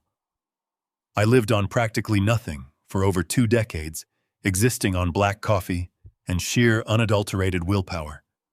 I funneled every single overtime paycheck, every massive contracting bonus, and every dime of profit directly into the blind trust bearing Evelyn's maiden name. I weaponized my own physical labor, utilizing the sweat of my brow to save the exact capital required to systematically buy out the Sinclair family's leverage. I prepared for this exact moment for half of my life, moving in complete silence while Stanford loudly paraded his stolen wealth across the city. I looked at the trembling billionaire and ensured he understood the gravity of his situation. I told him with absolute finality that this encounter was not a hostile corporate takeover, nor was it a desperate business negotiation. I was not a rival developer seeking a profitable settlement. I was the inevitable consequence of his monstrous actions, and tonight was a legally binding execution of justice. Before Stanford could formulate another pathetic, trembling plea for his freedom, a sharp, piercing sound shattered the heavy silence of the grand ballroom. Heavy police sirens began to echo loudly outside the walls of the luxury hotel, their frantic wailing growing exponentially louder by the second. The wealthy guests gasped as bright, strobing flashes of red and blue light cut violently through the tall, imported glass windows, casting long, chaotic shadows across the crystal chandeliers and the melted ice sculptures. The approaching fleet of law enforcement vehicles signaled the absolute, undeniable end of the Sinclair dynasty. The heavy mahogany double doors at the main entrance of the ballroom swung open with a violent, deafening crash. Mitchell, my lead corporate attorney, strode aggressively into the lavish space. He did not walk alone. He was immediately flanked by a large, highly coordinated team of serious men and women wearing tactical windbreakers, clearly emblazoned with the insignias of the State Fraud Investigation Unit. Mitchell held a stack of freshly signed federal arrest warrants high in his hand, his eyes scanning the terrified crowd, before locking directly onto Stanford and Wyatt. Armed investigators fanned out instantly, securing all exits and ordering the panicked socialites to remain exactly where they stood. The hotel security guards immediately stepped aside completely, yielding the floor to the federal authorities. Mitchell marched straight toward the center of the dance floor, his polished shoes echoing over the wailing sirens outside. He stopped beside me, looking down at Stanford with professional, icy contempt. The intricate, massive financial trap I had spent a lifetime building finally snapped shut, with absolute, inescapable finality, permanently locking the Sinclair family inside the very cage they had so arrogantly constructed. The lead state investigator broke away from the tactical formation, stepping past Mitchell and walking directly into the center of the shattered rehearsal dinner. He was a broad, imposing man, with a severe expression, completely immune to the staggering wealth decorating the ballroom. He reached inside his windbreaker and withdrew two thick, heavily stamped folders. He held the active felony warrants high in the air, ensuring the bright overhead chandelier light caught the official state seals. He directed his booming voice squarely at Stanford and Wyatt Sinclair, demanding their absolute and immediate compliance. He commanded both men to place their hands behind their backs, declaring that they were officially under arrest. Stanford stood paralyzed, his jaw working silently as his entire fraudulent empire crumbled into dust around him. Wyatt, still pinned forcefully by the hotel security guards he had attempted to weaponize just moments prior, began to thrash violently, shouting incoherent threats. The lead investigator signaled to his team, and 4 armed agents moved in simultaneously to flank the disgraced billionaires. At that exact moment, the hotel banquet manager, acting on Mitchell's preemptive instructions, moved swiftly to the perimeter of the room. He signaled the waitstaff, who immediately moved to secure the massive mahogany double doors. The heavy brass locks engaged with a series of loud, echoing clicks, sealing the ballroom completely. The staff systematically locked every single exit, ensuring that absolutely no one could flee the scene or interfere with the federal extraction. The glittering sanctuary of the Sinclair family was instantly transformed into a gilded holding cell. The wealthy, panicked socialites realized they were entirely trapped inside this spectacular downfall, forced to witness the brutal, unceremonious end of the city's most arrogant dynasty. The lead investigator did not lower his voice or attempt to grant the Sinclair family any shred of dignity. He opened the first warrant and read the severe, devastating charges aloud, projecting every single word across the captive audience to ensure maximum public exposure. He officially charged Stanford and Wyatt Sinclair with massive systemic real estate fraud, detailing their aggressive manipulation of commercial property values. He moved seamlessly to the secondary charges, loudly indicting both men for corporate embezzlement, exposing how they had routinely funneled investor capital directly into offshore private accounts to fund their lavish lifestyle. The final fatal blow landed when the investigator announced the charges of aggravated forgery. He revealed to the horrified crowd of financial backers that the Sinclairs had deliberately fabricated environmental permits and municipal zoning approvals on the waterfront dirt they absolutely did not own. They had falsified federal documents to secure the very investments funding the champagne currently sitting in the guests' glasses. The investors gasped the horrifying reality of their total financial ruin, crystallizing in real time. The tactical agents stepped in immediately following the public reading. They forcefully grabbed Stanford's trembling wrists, pulling them sharply behind his back. The heavy steel handcuffs engaged with a sharp metallic click that echoed violently through the silent room. The rough motion tore the expensive imported silk fabric of his tailored tuxedo jacket, ripping the seams straight down the shoulder. A second agent grabbed Wyatt, ignoring his frantic, pathetic struggles. The cold steel locked around Wyatt's wrists with brutal efficiency, tearing his custom navy cuff and completely destroying his pristine appearance. The physical destruction of their expensive clothing mirrored the absolute annihilation of their corporate facade, reducing the untouchable moguls to common criminals bleeding out on the ballroom floor. The high society guests reacted with ruthless, immediate self-preservation. The glittering crowd of elite socialites and powerful political allies violently scattered, pulling away from the center of the room in absolute horror. They physically recoiled, stepping back rapidly to create a massive, isolating void around the handcuffed father and son, desperately distancing themselves from the highly contagious disgrace of the Sinclair family. Nobody offered a word of defense. Nobody stepped forward to protest the brutal arrests.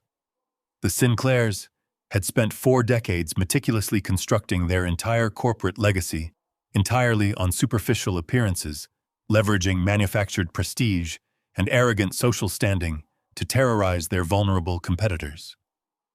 They had wielded their perceived aristocracy like a blunt weapon, destroying working-class families like mine simply because they believed their wealth made them untouchable. Stanford had always maintained that public perception was the only currency that actually mattered in this city.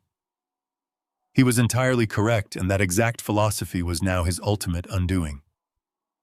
To be publicly dismantled, stripped of his power, and paraded out in heavy steel handcuffs directly in front of his wealthy, judgmental peers was a punishment far worse than any prison sentence.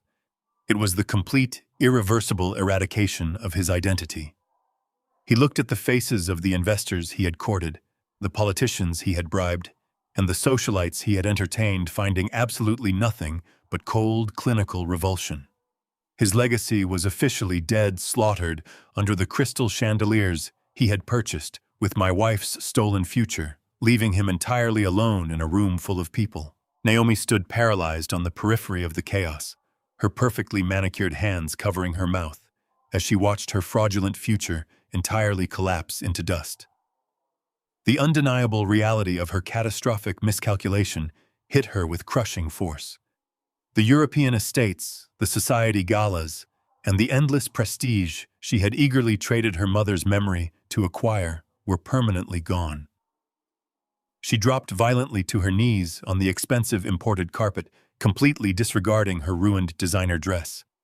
She began screaming hysterically, her shrill voice cutting through the heavy murmurs of the crowd and the static of the police radios. She frantically crawled toward my boots, weeping uncontrollably, as she begged her father to shield her from the impending devastation. She pleaded with me to use my immense wealth and my legal team to protect her from the catastrophic media fallout that would undoubtedly consume the Sinclair name by sunrise. She cried out for my protection, desperately attempting to invoke a paternal bond she had spent the last 2 years actively trying to sever. I looked down at her tear-streaked face, seeing absolutely nothing of Evelyn's profound strength or quiet dignity. I did not reach down to help her up from the floor. I did not offer a single word of comfort, nor did I acknowledge her pathetic, self-serving apologies. The time for reconciliation had expired the moment she chose to side with the vultures. I turned my back on her entirely, pivoting away from the screaming woman on the floor. I adjusted the collar of my simple white catering jacket, stepping over the torn fabric of Stanford's ruined tuxedo. Without a single backward glance, I walked with heavy, measured steps directly toward the exit, leaving the wreckage of the Sinclair empire behind me forever. I pushed through the heavy glass doors of the Grand Marquis Hotel, leaving the chaotic, flashing spectacle of the Sinclair family's destruction behind me. The crisp, cool night air hit my face instantly, a sharp and welcome contrast to the suffocating, perfumed heat of the gilded ballroom. I walked with the steady, unhurried pace of a man who had finally completed a grueling, decades-long shift.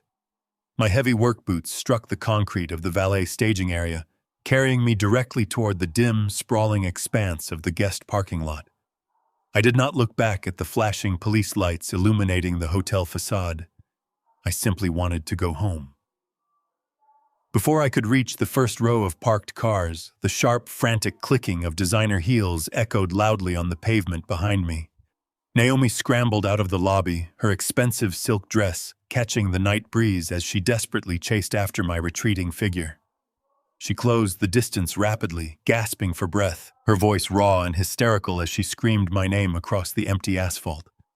She demanded that I stop walking aggressively, grabbing at the starched fabric of my white catering uniform to physically halt my progress. She shrieked that I was her father, completely insisting that I owed her my unconditional, absolute protection, regardless of her financial mistakes or social calculations. She cried out that blood dictated loyalty, begging me to use my newly revealed wealth to instantly shield her from the devastating media fallout currently erupting inside the hotel. She expected me to magically erase her complicity, entirely convinced that parental duty required me to absorb the catastrophic consequences of her own deliberate, calculated greed. She screamed that I could not simply abandon her in the dark. I stopped walking the exact moment I reached the driver's side door of my vehicle. I planted my feet on the cold asphalt and turned slowly to face my daughter one final time under the flickering glow of a sodium street lamp. Her tear-streaked face was twisted in an ugly mask of pure, unadulterated entitlement. I looked at her with a cold, unwavering clarity that stripped away any remaining illusions of our fractured relationship. I did not raise my voice, but I spoke with a lethal, absolute finality that cut directly through her hysterical sobbing. I told Naomi that she had made her permanent, irreversible choice the exact day she decided to marry into the Sinclair dynasty. I reminded her with brutal precision that she knew perfectly well Stanford Sinclair was the ruthless corporate predator who deliberately orchestrated the destruction of her mother's credit union and directly caused Evelyn's fatal heart attack. She possessed the full, horrifying truth of our family's tragedy, yet she consciously and eagerly traded her mother's sacred memory for a fleeting taste of high society prestige. She had actively chosen social climbing and manufactured wealth over genuine loyalty and blood. I informed her that she had spent the last 2 years treating the man who raised her like a contagious disease, hiding me in the shadows, simply to appease the very monsters who destroyed our lives. She had placed her bet on a sinking ship, completely ignoring every moral lesson she had ever been taught. I stared directly into her panicked eyes and delivered the ultimate verdict. I told her that a father owes his child love, guidance, and a foundation of truth, but he owes absolutely nothing to a traitor who willingly aligns herself with her family's executioner. I broke eye contact with her horrified face and reached out to grasp the cold metal handle of my battered Ford pickup truck. I pulled the heavy steel door open, the familiar mechanical creak grounding me instantly in the reality of my true life. I had kept this specific worn-down vehicle running flawlessly for over 30 years through meticulous, grueling maintenance. It was the very first major purchase Evelyn and I had ever made together when we initially combined our modest savings to start our lives. The faded upholstery and the scratched dashboard represented decades of honest, backbreaking labor, shared sacrifices, and genuine, unwavering partnership. Every single dent in the side panels told a story of resilience and survival that the Sinclair family's stolen millions could never possibly replicate. The truck was a sacred monument to the woman who built our foundation, a space entirely reserved for those who actually respected her legacy. Naomi instinctively took a desperate step forward, attempting to slide into the passenger seat to escape the freezing wind and the approaching media storm. I immediately raised my arm, physically blocking her path with a rigid forearm.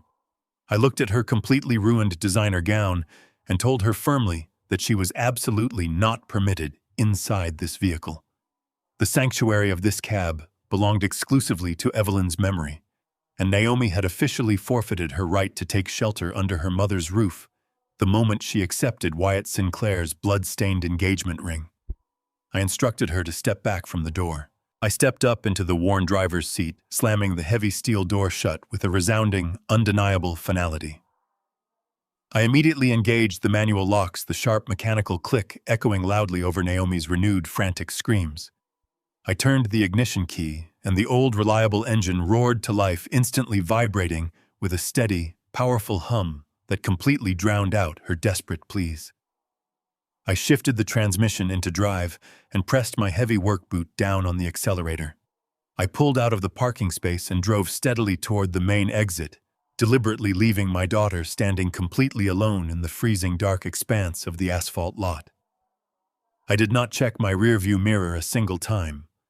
As my truck idled briefly at the intersection leading onto the main avenue, a chaotic symphony of heavy diesel engines and screeching brakes erupted around the hotel perimeter.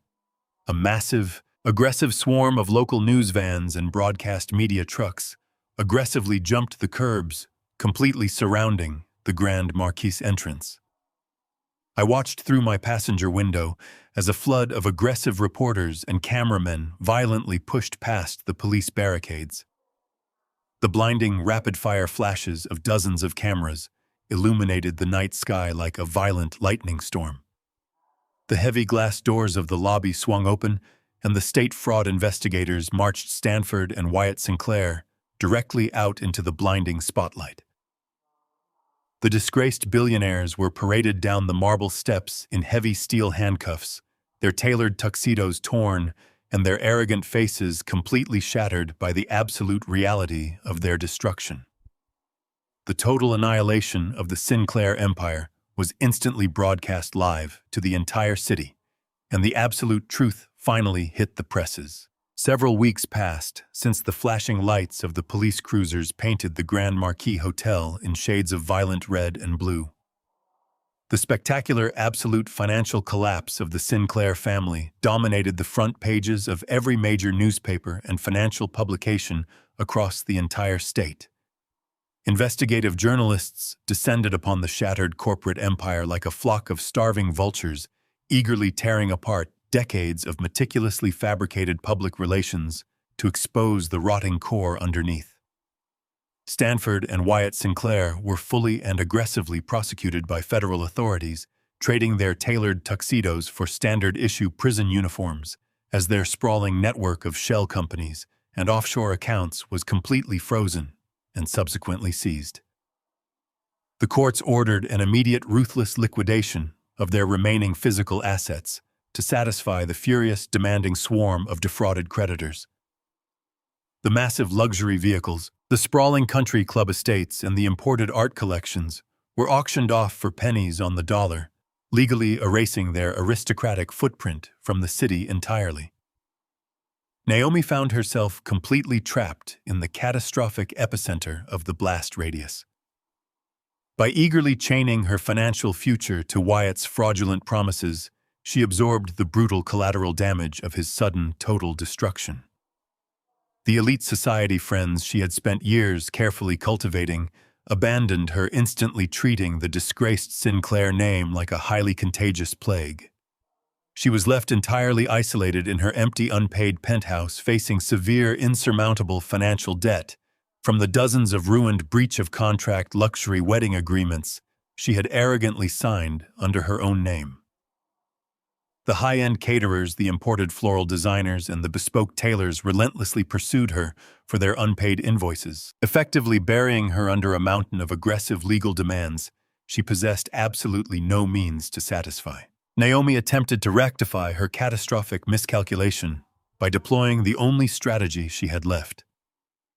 She began sending desperate, pleading letters to my historic brownstone every single week, utilizing heavy perfumed stationery that reeked of manufactured remorse. She flooded my physical mailbox with pages of frantic, ink-stained apologies, begging for a single face-to-face meeting to explain her horrific betrayal and asking for a fraction of the immense wealth I legally controlled. I walked down my driveway every Tuesday morning, retrieved the thick envelopes bearing her distinct, elegant handwriting, and carried them directly back into the quiet sanctuary of my living room. I never broke the wax seals. I never read a single line of her carefully crafted, manipulative excuses.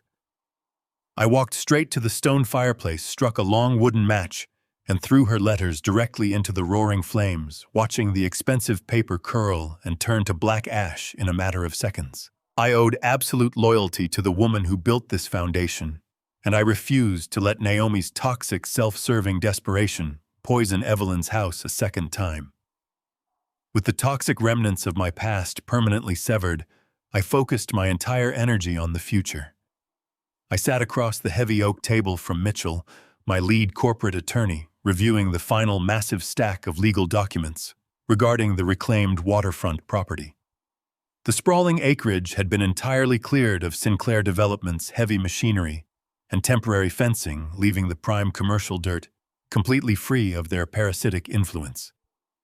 Mitchell slid the heavy official deed across the polished wood, handing me the absolute, unencumbered control of the most valuable piece of real estate in the city. The time for silent retribution had officially concluded.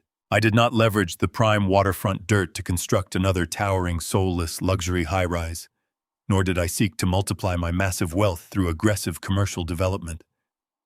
I picked up my heavy steel pen and officially signed the reclaimed multi-million-dollar property directly over to a heavily protected community land trust.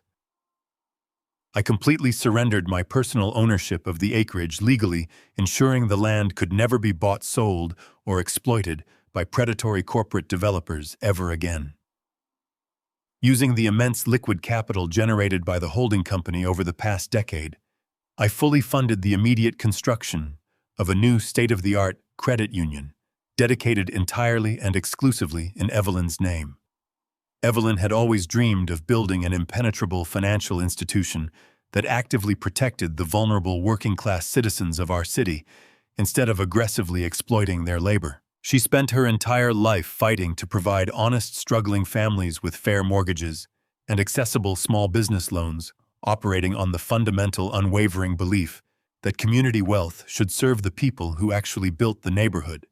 Stanford Sinclair had temporarily murdered that noble vision, stealing her assets to build a monument to his own ego. I used his spectacular downfall to resurrect her life's work, transforming the exact ground he intended to use for his vanity project into a permanent fortress of economic security for the working class. I fulfilled her final beautiful dream, cementing her legacy permanently into the concrete foundation of the city. The official groundbreaking ceremony for the Evelyn Sinclair Community Trust was held entirely without any flashing cameras, aggressive media presence, or arrogant political speeches. I explicitly banned all local news vans and corporate journalists from attending the event, preferring the profound, absolute dignity of a quiet, untelevised victory.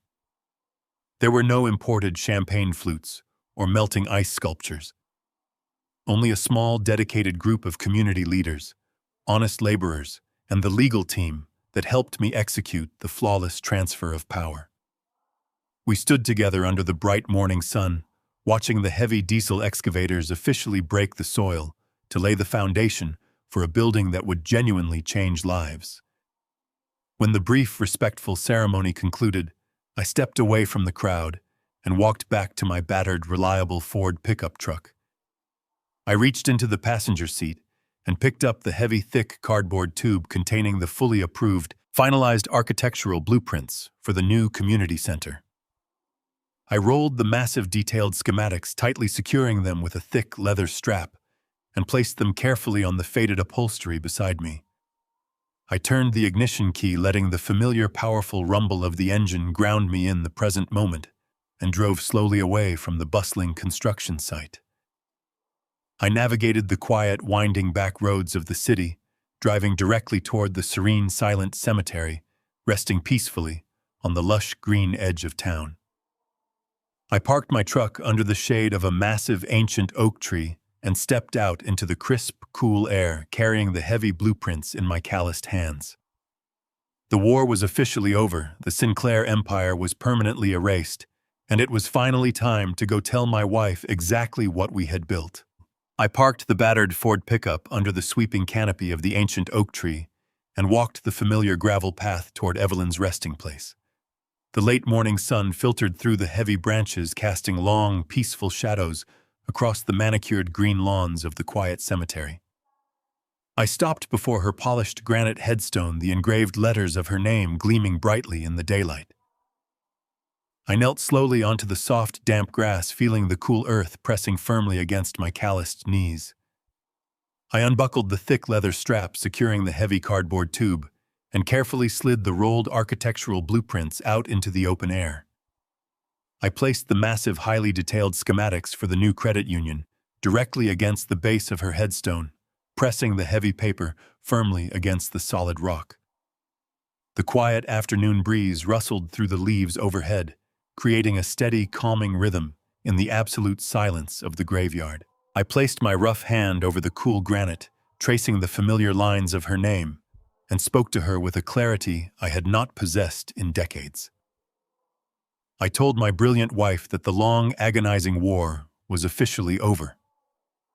I explained with quiet, unshakable conviction that the massive financial debt Stanford Sinclair owed her had finally been extracted in full. I described the absolute destruction of the empire that had stolen her life, assuring her that the perpetrators were permanently locked inside federal holding cells. I promised her that the Sinclair name no longer represented corporate greed or predatory theft. By legally binding the reclaimed waterfront property to the Community Land Trust, I had permanently restored her honor. Her legacy was now an impenetrable fortress of protection for the vulnerable. I left the cemetery and drove straight back to the historic brownstone, the heavy wooden front door shutting firmly behind me and sealing out the chaotic noise of the city. I walked deliberately down the hallway and stepped into the quiet isolation of my private study. I sat down heavily in my worn leather armchair and stared directly at the massive steel filing cabinet resting in the corner of the room. For decades, those heavy metal drawers had been packed tightly with predatory legal injunctions, intercepted emails, and mountains of fraudulent corporate debt. Now the heavy steel cabinet stood completely empty, entirely stripped of the toxic burdens that had dictated my every waking moment for 20 years. I sat in the absolute stillness of the room and reflected deeply on the massive destructive storm I had methodically orchestrated. The brutal realization of Naomi's permanent absence weighed heavily on the quiet space. Cutting off my only daughter was a profoundly agonizing reality, a deep visceral wound that would never truly close or heal. Yet I recognized with cold, unwavering clarity that severing all ties with her was the heavy, absolutely necessary price of maintaining my own soul. She had consciously chosen to align herself with the exact monsters who had murdered her mother's spirit, eagerly trading our shared history for a fleeting illusion of aristocratic prestige. She had demanded my unconditional protection, while actively participating in my financial execution. I could not save a daughter who willingly chose to burn her own house to the ground. Allowing her toxic greed to remain in my life would have been a catastrophic betrayal of the woman I buried. I accepted the heavy cost of justice, knowing I had traded my daughter for my ultimate dignity. The sprawling brownstone surrounding me was no longer a suffocating monument to a painful, devastating past, nor was it a vulnerable target for greedy developers seeking to exploit my perceived weakness. It stood tall and unyielding as an absolute fortress of truth and hard-won justice. I pushed myself out of the leather armchair and walked slowly across the polished hardwood floor, moving deliberately toward the massive floor-to-ceiling fireplace anchoring the living room. I reached out and placed my bare hands flat against the rough, exposed brickwork. I felt the solid, enduring strength of the masonry radiating through my palms. I did not purchase this home with inherited wealth or fraudulent corporate dividends. I built this exact fireplace with my own 2 hands, carefully laying every single brick and spreading every line of mortar during the freezing winter months of my youth.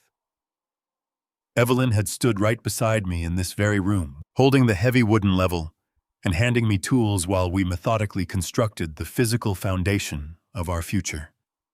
We had mixed our own sweat and exhaustion into the cement, forging a sanctuary completely immune to the superficial, arrogant judgments of the high society elite. Stanford Sinclair and his parasitic son had assumed this building was merely another asset to be seized and liquidated to satisfy their toxic debt. They entirely failed to understand that a house constructed through honest, agonizing labor cannot be stolen by men who have never worked a single day in their lives. The brownstone absorbed the impact of their fraudulent assault and remained completely unbroken. The walls holding me now resonated with the undeniable power of genuine, uncompromising resilience, serving as a permanent testament to the life Evelyn and I had forged together. I pulled my hands away from the cool, textured brickwork and walked with steady, deliberate steps toward the tall front window facing the busy avenue. I stood perfectly still behind the thick glass and watched the vivid orange and deep purple hues of the sunset slowly overtake the towering city skyline. The chaotic, relentless noise of the world outside continued to churn wildly in the fading light.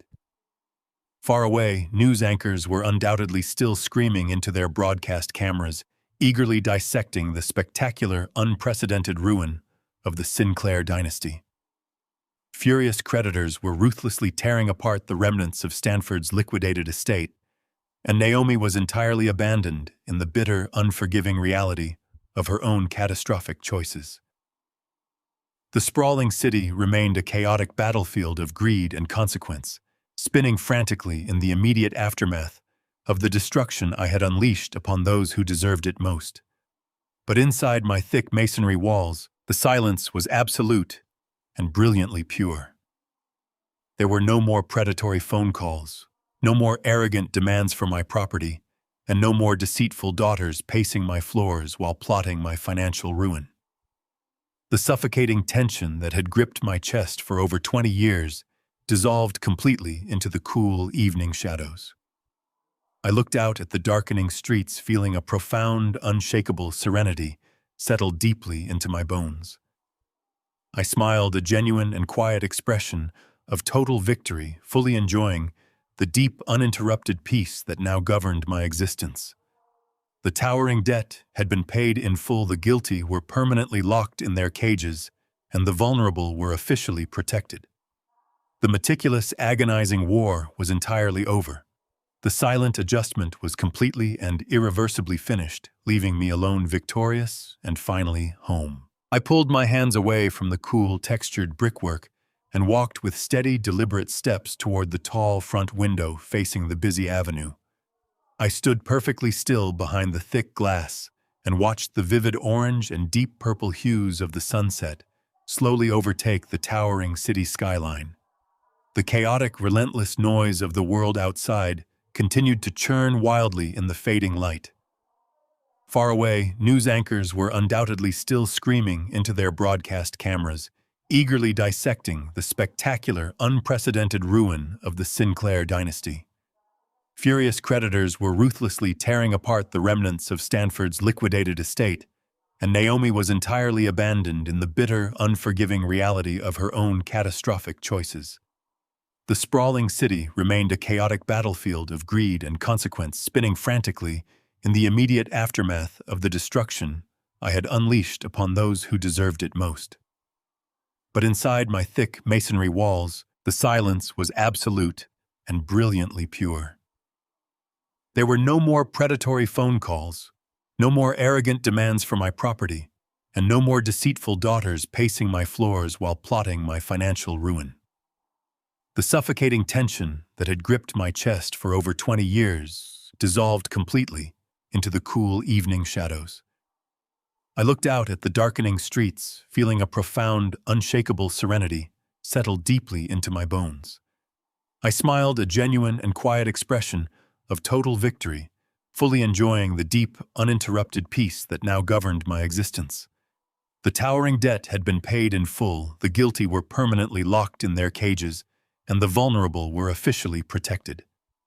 The meticulous, agonizing war was entirely over. The silent adjustment was completely and irreversibly finished, leaving me alone, victorious, and finally home. True family is never merely defined by biological connections, but by genuine loyalty, mutual respect, and unwavering moral integrity. When greed infects those we love, we face an agonizing choice. We can tolerate the abuse, or we can establish absolute boundaries. Protecting your dignity often requires severing toxic relationships, even with your own children. Wealth acquired through cruelty ultimately destroys the soul, while a foundation built on honest labor withstands any storm. Justice demands patience and strategy, not reactive anger. In the end, genuine peace is reserved exclusively for those who ruthlessly defend their boundaries and honor their profound truth. What would you do if you realized your own family had actively aligned with your worst enemies? Share your thoughts in the comments below, and please subscribe to the channel for more powerful stories of betrayal, justice, and finding true resilience.